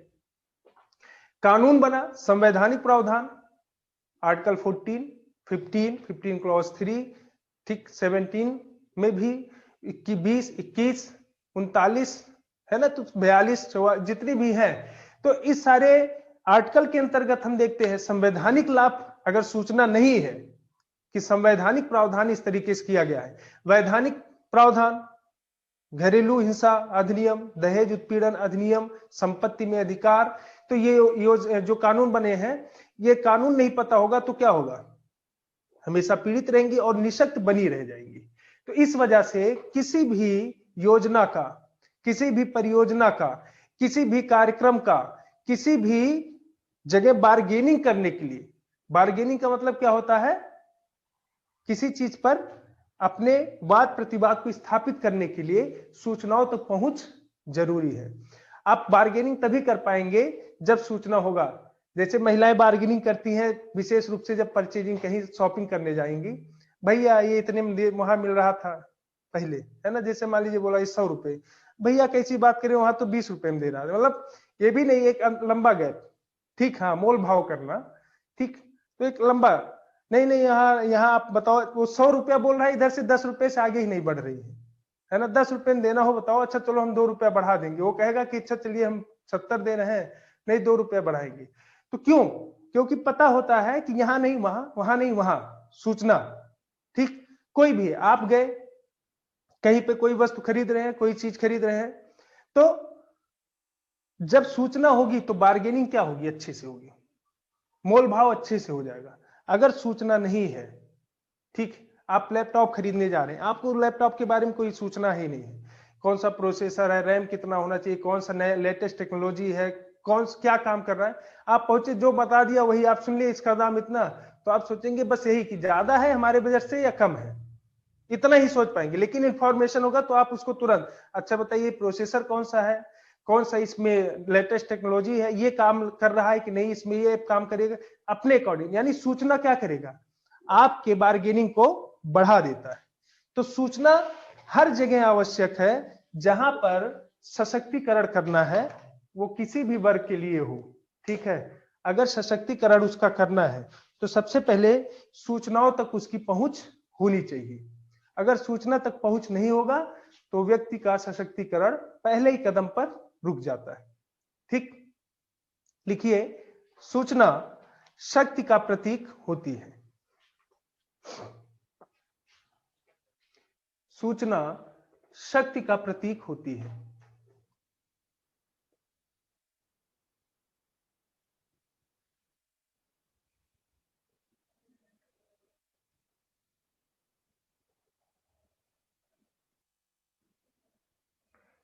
अवसरों के लाभ के लिए, अवसरों के लाभ के लिए,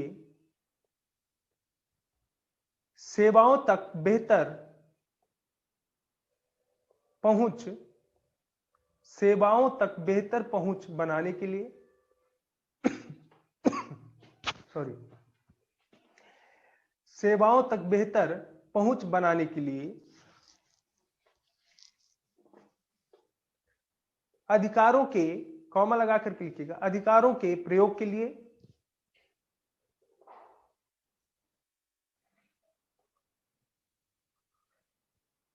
प्रभावी सौदेबाजी, प्रभावी सौदेबाजी तथा जवाबदेहिता सुनिश्चित करने के लिए, प्रभावी सौदेबाजी तथा जवाबदेहिता सुनिश्चित करने के लिए,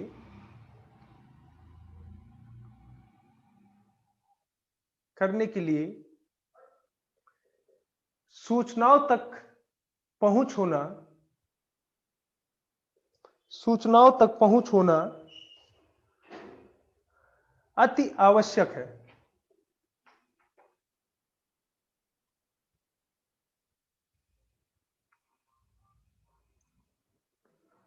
अति आवश्यक है। किसी भी वर्ग के, किसी भी वर्ग के बहुआयामी विकास, किसी भी वर्ग के बहुआयामी विकास जैसे धार्मिक, आर्थिक, राजनीतिक, किसी भी धर्म के, सॉरी, किसी भी वर्ग के बहुआयामी विकास जैसे धार्मिक, आर्थिक, सामाजिक, राजनीतिक, व्यक्तिगत,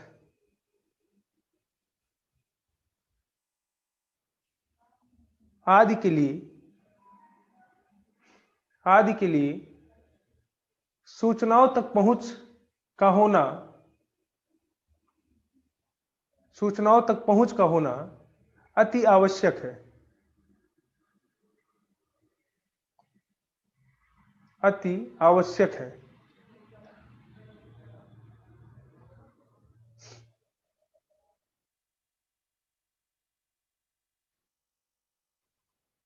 ठीक,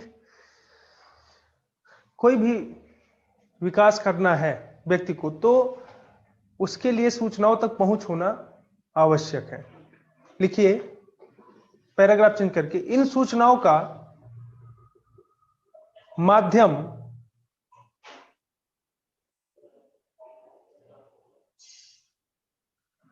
निम्नलिखित हो सकती हैं, निम्नलिखित हो सकता है। इन सूचनाओं का माध्यम निम्नलिखित हो सकता है, डैश देकर के लिखिए, RTI, right to information,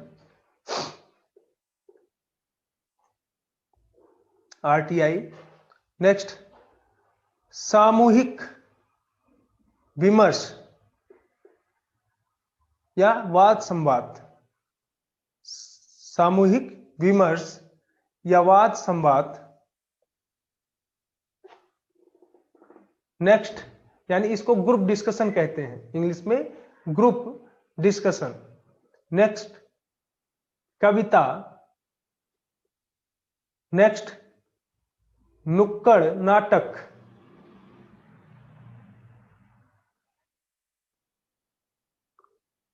next नुक्कड़ नाटक। Next radio. Next TV. Next media, internet, social media में सब कुछ आ जाएगा, है ना, प्रिंट मीडिया, अखबार जिसमें होता है, डिजिटल मीडिया, सोशल मीडिया, सब जितने भी हैं, ठीक।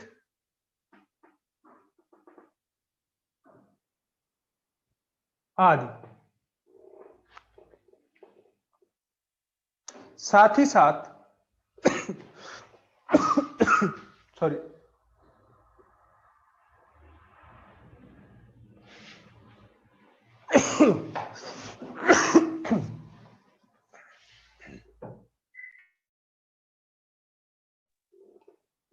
देखिए साथ ही साथ इन सूचनाओं का माध्यम स्थानीय भाषा भी, स्थानीय भाषा में होना चाहिए।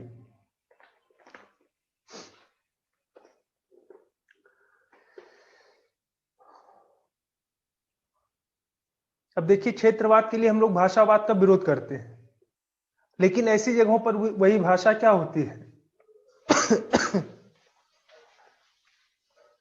सॉरी डिस्टर्ब हो रहा है आप लोगों को।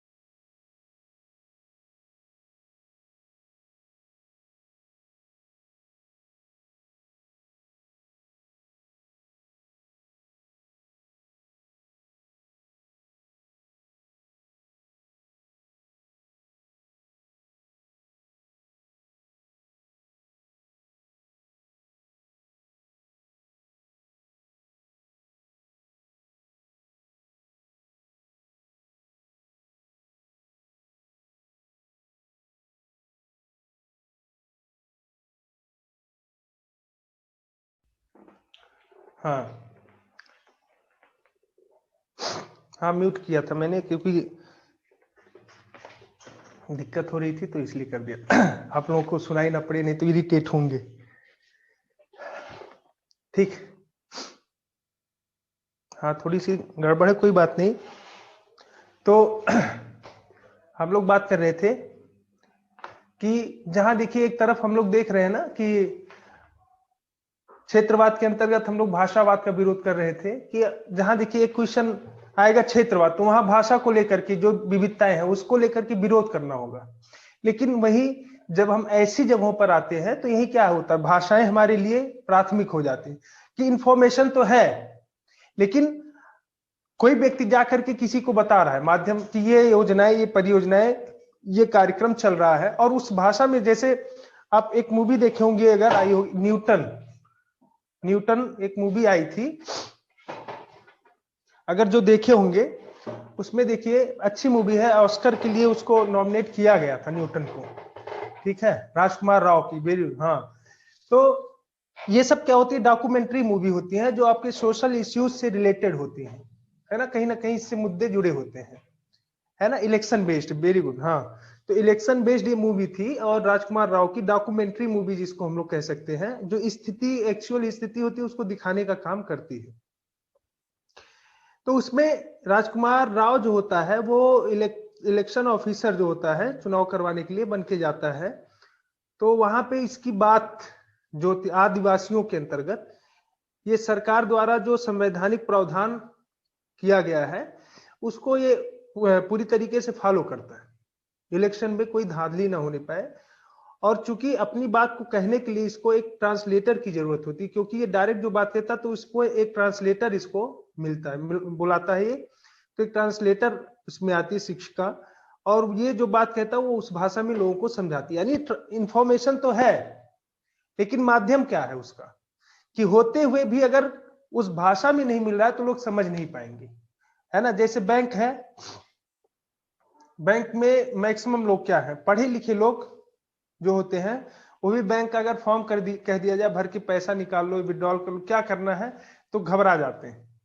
तो ऐसे में सोचिए जो जिनके पास इंफॉर्मेशन नहीं है वो क्या करेंगे, और उसमें अंग्रेजी में अगर छपा हुआ आ जाए तब। तो बहुत सारे लोग ऐसे हैं, हाँ कोर्ट में भी यही मैटर होता है। तो बहुत जगह पर तो इंफॉर्मेशन क्या होनी चाहिए, अगर उनकी भाषा में तो व्यक्ति आसानी से उसको समझ लेता है ना। इंफॉर्मेशन का तब ज्यादा सटीक प्रभाव दिखाई पड़ता है। तो यानी माध्यम क्या होना चाहिए, उनकी अपनी लैंग्वेज, अपनी भाषा, जिसमें वो इजिली समझ ले, लिख ले, बोल ले, अपनी बातों को कह सके। तो इंफॉर्मेशन का माध्यम क्या होना चाहिए, लोकल, उनकी जो भाषाएं हैं उससे आधार। ठीक, नेक्स्ट हेडिंग डालिए जवाबदेहिता। अब देखिए ये सूचना का की जो पहुंच है आप किसी भी वर्ग के लिए देख लीजिए, चाहे SC ST OBC जो भी है, एक इसमें पढ़ रहा है वो है बच्चे।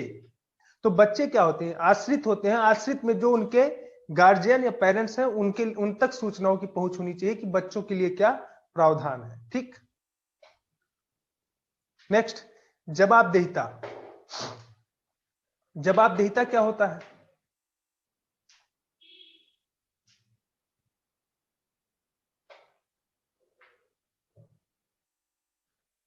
जवाबदेहिता दो शब्द होते हैं, एक दायित्व और एक उत्तरदायित्व।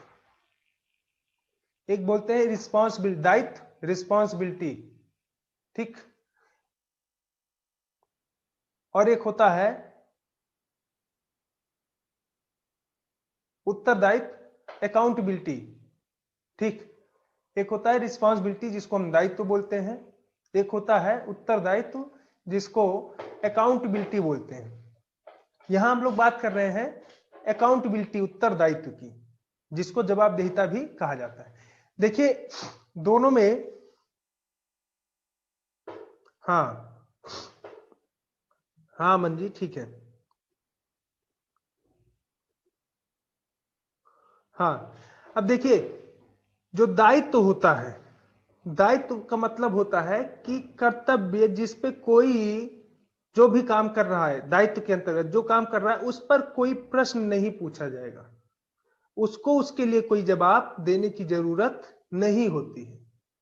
लेकिन उत्तरदायित्व में उत्तर लगा है या जवाबदेहिता में जवाब लगा है, तो जवाब देने की का दायित्व भी उत्तरदायित्व में होता है, कि जो भी काम उसको सौंपा गया है, जो भी काम वो कर रहा है, उसके लिए अगर प्रश्न पूछा जाएगा तो उसको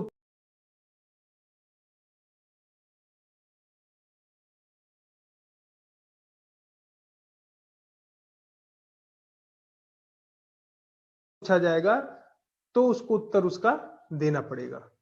ठीक, यानी जवाबदेहिता में जवाब देना अनिवार्य होता है।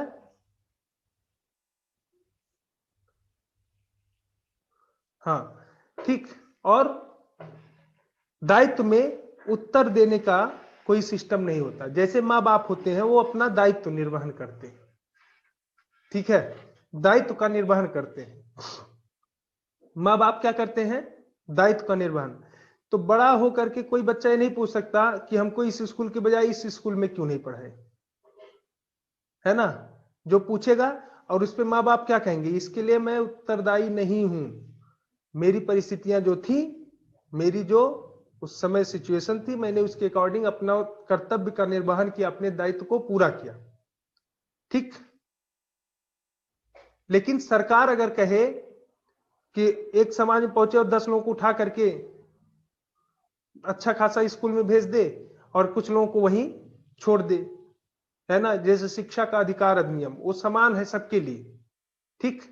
तो सबके लिए वहां पे अगर ऐसा कोई काम हो रहा है तो उसके लिए जवाबदेहिता कर सकते हैं कि आखिर हमारे साथ ऐसा क्यों, तो उसके लिए उसको जवाब देना पड़ेगा। यानी जो आप कर रहे हैं, जो आप बनने के लिए प्रयास कर रहे हैं, बनने के बाद आपके हर उस ड्यूटी के साथ जो भी आप काम करेंगे, उन नीतियों के साथ, उन व्यवस्थाओं के साथ अकाउंटेबिलिटी जुड़ी रहेगी और जनता आपसे प्रश्न पूछने के लिए बैठी रहेगी। आपके ऊपर सीनियर जो अधिकारी होंगे, सत्ता सरकार, वो भी आपसे प्रश्न पूछने के लिए हमेशा तैयार रहेगी और आपको उत्तर देने के लिए तैयार होना पड़ेगा। और उसमें आप मना नहीं कर पाएंगे कि फला योजना अगर आई तो ये बताइए ये लागू हुआ नहीं, कितना इस पे खर्च हुआ, ठीक। तो आपको क्या करना होगा, एक एक चीज का ब्यौरा देना होगा, वो आपका क्या होगा, उत्तरदायित्व। यहां पे दंगा हो गया, आप क्या कर रहे थे, तो आप क्या करेंगे, ये नहीं कहेंगे कि हम जितना संभाल पाए संभाले, नहीं, हमने एक व्यवस्था की थी, इसमें ये चूक हुई, इस पे हम ये करेंगे, जांच करेंगे, ये करेंगे, जो भी करना आप उसका उत्तर आपको देना है। तो हर उस व्यवस्था जिसके साथ उसके कार्य जो है, जो भी कार्य कर रहा है, हाँ जवाब देना होगा, उस पर क्या होना, आपको जवाब देना ही है, ठीक है। उत्तरदायित्व उसको बोलते हैं जिसपे आपको उत्तर देना है। यही इन वर्गों के साथ बहुत बड़ी चुनौती है या समस्या है। ये कमजोर वर्ग जो हैं, प्रशासनिक नीतियों के अंतर्गत, भ्रष्टाचार के अंतर्गत, जो दलाली है बीच में, ठीक है, जो मीडिएटर हैं, या फिर कुछ ऐसे वर्ग हैं जो सारी चीजों पर अपने अधिकार को स्थापित कर लिए हैं, तो ऐसी अवस्था में यही निशक्त वर्ग ऐसा है जो उन प्रशासनिक अधिकारियों या सरकार तक की नीतियों तक अपनी पहुंच स्थापित करने में सफल नहीं होते हैं। और उनके साथ यही दिक्कत होती है कि वो जब वहां तक नहीं पहुंच पाते तो उत्तरदायित्व भी सुनिश्चित नहीं कर पाते, और जब उत्तरदायित्व सुनिश्चित नहीं कर पाते हैं तो अपने अधिकार, अपने सशक्तिकरण की दिशा में जो भी वो कदम उठाते हैं वहां असफलता उनको मिलती है, ठीक। लिखिए,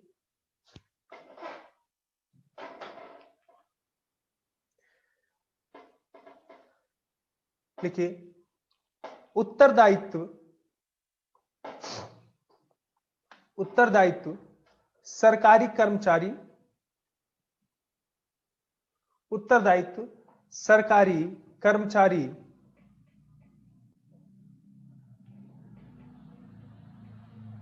तथा निजी रोजगार प्रदाता तथा निजी रोजगार प्रदाता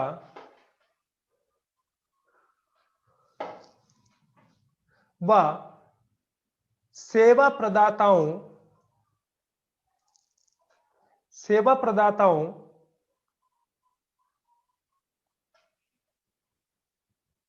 की सेवा प्रदाताओं की उनकी नीति कॉमा कॉमा कार्यों तथा धन के उपयोग के संदर्भ में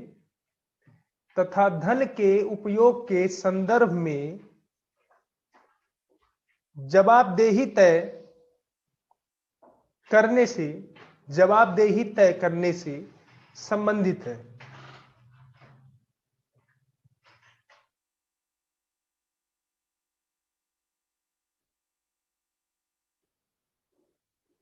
ठीक।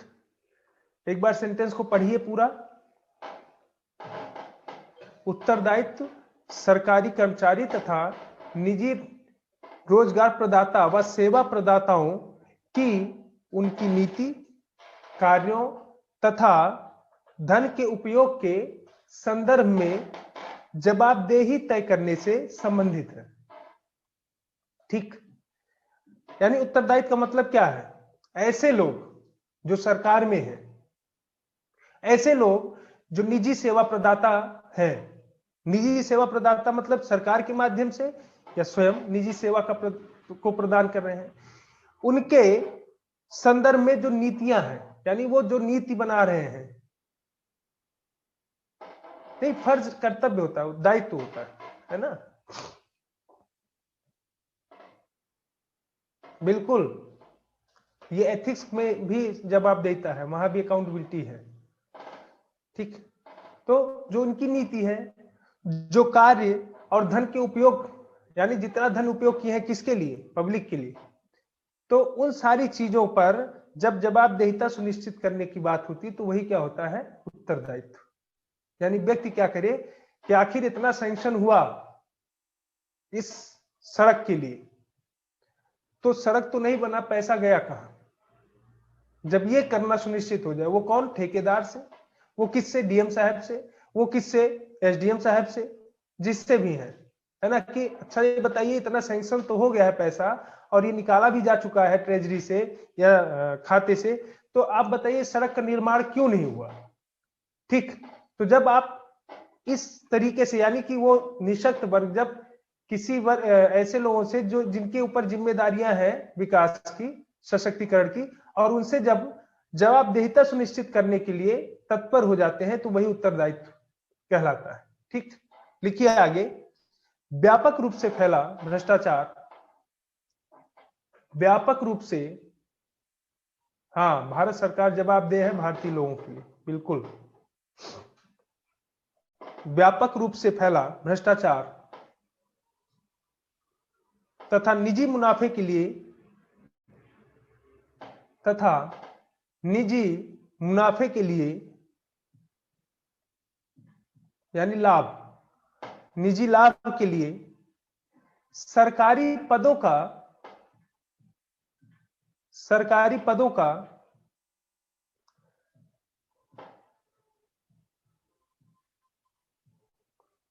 सरकारी पदों का दुरुपयोग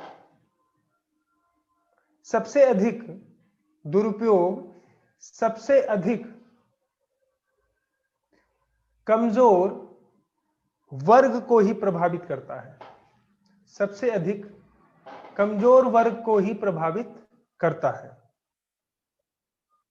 क्योंकि ये वो वर्ग हैं, ये वह वर्ग है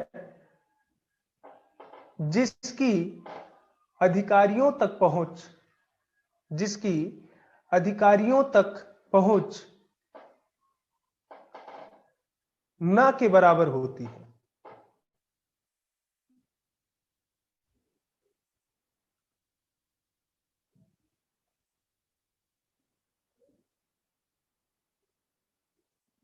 तथा ये,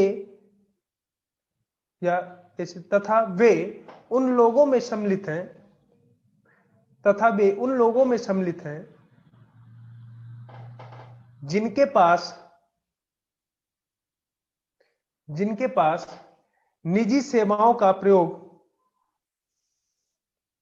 जिनके पास निजी सेवाओं का प्रयोग कर पाने के विकल्प बेहद सीमित है।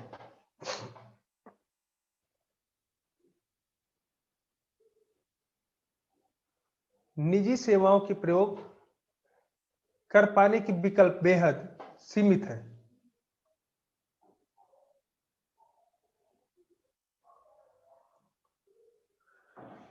अब देखिए, जो समाज में व्यापक रूप से भ्रष्टाचार फैला होता है, ठीक है, यानी भ्रष्टाचार का मतलब, अब भ्रष्टाचार क्या होता है, जब कोई व्यक्ति अपने पद और उससे जुड़ी जो भी आधिकारिक कार्य है उसका प्रयोग उस रूप में न करके बल्कि स्वयं के लाभ यानी निजी लाभ के लिए करने लगता है, तो वो क्या कहलाता है, भ्रष्टाचार।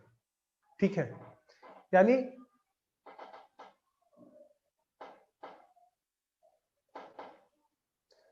देखिए कानून के हिसाब से सीए और एनआरसी की बात होगी, है ना। एथिकल और नॉन एथिकल में हम लोग नहीं कह सकते एथिकल है या नॉन एथिकल है, ये डिपेंड करता है कि कानून क्या है। ठीक है, पर्सनल व्यू हो सकते हैं एथिकल नॉन एथिकल, लेकिन कानूनी व्यू सब एक समान होता है, उसमें सब जुड़ा होता है। और दूसरी चीज ये कि कानून जो भी होता है वो एथिकल होता है। ठीक, कोई भी कानून अगर है तो कानून को एथिकल के माध्यम से बनाया जाता है। इवन हो सकता है उसमें कुछ कमी हो, नॉन एथिकल कुछ पक्ष उसमें हो सकता है दिखाई पड़े, लेकिन हमेशा जो कानून बनते हैं वो एथिकल आधार पर ही बनते हैं। उसमें किसी के मूल्य का कोई ह्रास न होने की पूरी जगह रखी जाती है। ठीक, तो सीए और एनआरसी क्या है? नहीं, संवैधानिक कहाँ से है? सीए एनआरसी कहाँ कानून है, संवैधानिक नहीं है। जो संविधान में वर्णित नहीं वो संविधान नहीं है। ठीक, तो ये हाँ, ये एक ऐसा तबका होता है, यानी ये वंचित वर्ग जो है, ये निशक्त वर्ग एक ऐसा तबका होता है कि जो व्यापक रूप से समाज में भ्रष्टाचार फैला होता है, ठीक है, उसका जो प्रत्यक्ष लाभ हम कहें, इन्हीं प्रत्यक्ष जो लाभ नहीं, प्रत्यक्ष इसका जो कह सकते हैं वार है ना, प्रत्यक्ष इसका नुकसान जिसको उठाना पड़ता है वो यही वंचित वर्ग है, क्योंकि इनके हिस्से का सारा जो विकास होता है वो किसी और के घर में चला जाता है, उन भ्रष्टाचारियों के बीच। ठीक, हाँ, स्टेट्स में भी लागू हो सकता है। ठीक है, और ये वो वर्ग होते हैं, यानी ये वंचित वर्ग वो वर्ग होते हैं कि जो जिनके पास अपने निजी सेवा के लिए भी कोई आधार नहीं होता है। ठीक, इनके लिए अपने सेवा के लिए भी कोई निजी आधार नहीं होता कि जिससे वो अपनी व्यवस्था को सही कर पाए। और अधिकारियों तक पहुंच भी इनकी क्या होती है? न मात्र होती है, क्योंकि या तो डर का अभाव है इनके, और या फिर कोई अन्य कारक जिम्मेदार होते हैं। तो इस वजह से अब देखिए बड़ी बड़ी योजनाएं आई, सीडीपी है ना, आईआरडीपी, सीडीपी से बड़ी कोई योजना ही नहीं थी माना जाता है। और इवन अभी देखिए मनरेगा जो चलता है, इसमें सबसे बड़ा कहीं ना कहीं यही वंचित वर्ग होता है। और कितने बड़े बड़े इसमें सिस्टम होते कि व्यक्ति अधिकारियों तक अपनी बात भी नहीं कह पाता है। ठीक, तो उसमें भ्रष्टाचार की चीजें बढ़ जाती हैं। डीबीटी लागू हुआ तो कुछ कम हुआ, लेकिन उसमें भी धांधली। और जो सीडीपी थी कहीं ना कहीं इन्हीं नीतियों के कारण फेल हुई। ठीक है, सामुदायिक विकास कार्यक्रम जो था, ठीक, तो इसी कारण, क्योंकि लोग क्या करते थे उस समय, अधिकारियों तक अपनी बात को ही नहीं रख पाते थे, डरते थे। वही औपनिवेशिक नीति जो था जिसमें अधिकारियों का जो एक दबदबा होता था, वो सोचिए तुरंत देश आजादी के बाद 1952-53 में क्या स्थिति रही होगी। जो आज आदमी है, आज पढ़ा लिखा व्यक्ति भी अधिकारी से अगर एक दरोगा से बात करना हो तो सोचता है जाए या ना जाए, अभी ऐसा ना हो कूट के फेंक दे, है ना। तो सोचिए उस समय स्थिति क्या थी जब औपनिवेशिक शासन के बाद हम लोग दरोगा से मिलते रहे होंगे, और तब व्यक्ति शिक्षित भी नहीं था, सशक्त भी नहीं था, तो क्या करता रहा होगा। ऐसे अन्य अधिकारी जिन तक आज भी लोग क्या करते हैं, ये माई बाप है, माई बाप का कॉन्सेप्ट, नौकरशाह, है ना। और राजनेता भी वही चीज है, जबकि सब सेवक है ना, प्रधान सेवक से लेकर के और जो जनता के सेवक है निम्न स्तर तक सब सेवक है। लेकिन कॉन्सेप्ट जो होता है वो राजा का होता है। लोग कहते हैं कि डीएम जिले का राजा है। कॉन्सेप्ट क्या है? डीएम जिले का राजा होता है, जो करना चाहे वो करे, इतना पावर है उसके पास कि जिले में अकेला मालिक है, जिले का मालिक नहीं। ये कॉन्सेप्ट जिस दिन बदलेगा, ये कॉन्सेप्ट जनता का जिस दिन बदला कि जिले का मालिक डीएम नहीं, जिले का मालिक वहां की जनता है, उस दिन ये भ्रष्टाचार की जो स्थिति है ये तभी कमजोर होगी, है ना। वो जिले का सबसे बड़ा नौकर है, बिल्कुल। जो जितना बड़ा पद वो उतना बड़ा नौकर, उसके ऊपर उतनी बड़ी जिम्मेदारी, उतने लोगों की सेवा करना। तो ये कॉन्सेप्ट कहीं ना कहीं कमजोर है, इसलिए जो कमजोर वर्ग है ये जवाबदेहिता सुनिश्चित करने में पीछे रह जाता है, और भ्रष्टाचार का व्यापक रूप से शिकार भी इसी को होना पड़ता है। लिखिए पैराग्राफ, जवाबदेहिता तय करने की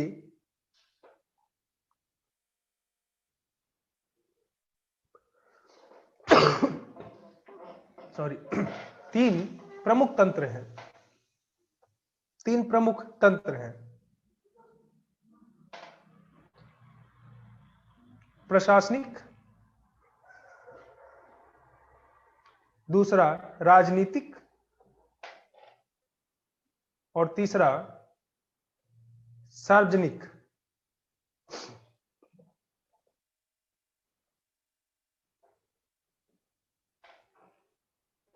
ठीक, टाइम हो गया, ठीक है। आगे हम लोग कल चर्चा करेंगे और कल ये आपका सब्जेक्ट खत्म हो जाएगा।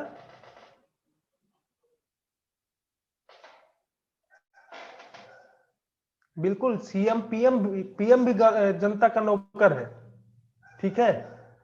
जो पीएम है, जो सीएम है, मिनिस्टर्स हैं, जितने भी अधिकारी हैं, जितने भी हैं, है ना, ये सब क्या होते हैं, जनता के नौकर है। प्रेसिडेंट भी, सब एक तरफ से।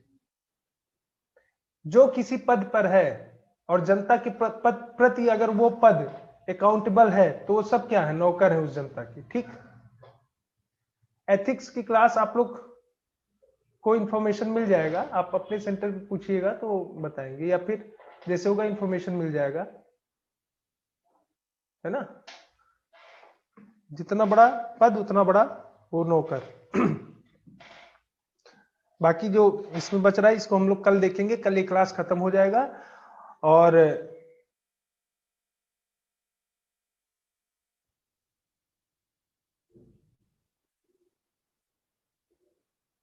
बिल्कुल, प्रेरणा क्या नाम है आपका, बिल्कुल कोशिश करूंगा। एथिक्स बोल रहा हूं मैं कि आप लोगों को इंफॉर्मेशन मिल जाएगा, है ना।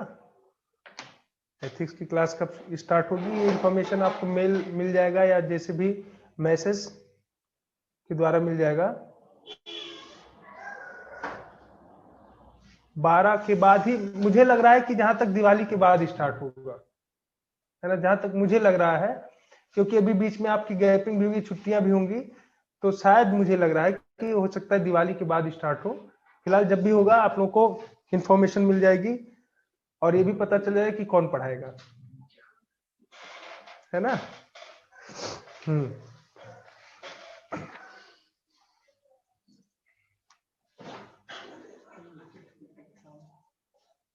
अरे ऑनलाइन में कौन, 2-3 दिन की छुट्टी होगी मुझे लग रहा है, ठीक।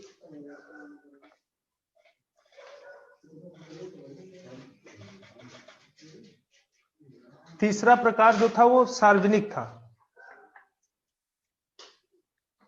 ठीक है मंजी, हम कोशिश करेंगे, है ना। आप लोगों का साथ रहा तो बिल्कुल हम साथ रहेंगे। कोशिश रहेगा कि मैं ही पढ़ाऊं आप लोगों को। फिलहाल देखिए क्या शेड्यूल बनता है ना। जो डाउट आप लोगों के हो उसको आप लोग मैसेज कर सकते हैं, और कल हम देखेंगे क्लास थोड़ा सा अगर पहले खत्म होता है तो कुछ भी डाउट आपके जो हैं वो आप लोग पूछ सकते हैं, ठीक। अगर कुछ डाउट हो तो आप लोगों का अलग से क्लास भी कर देंगे, बट मुझे नहीं लग रहा है कि डाउट है, क्योंकि पर्सनल मैंने बोला है, तो आप लोग कोई भी डाउट हो किसी को भेज सकते हैं।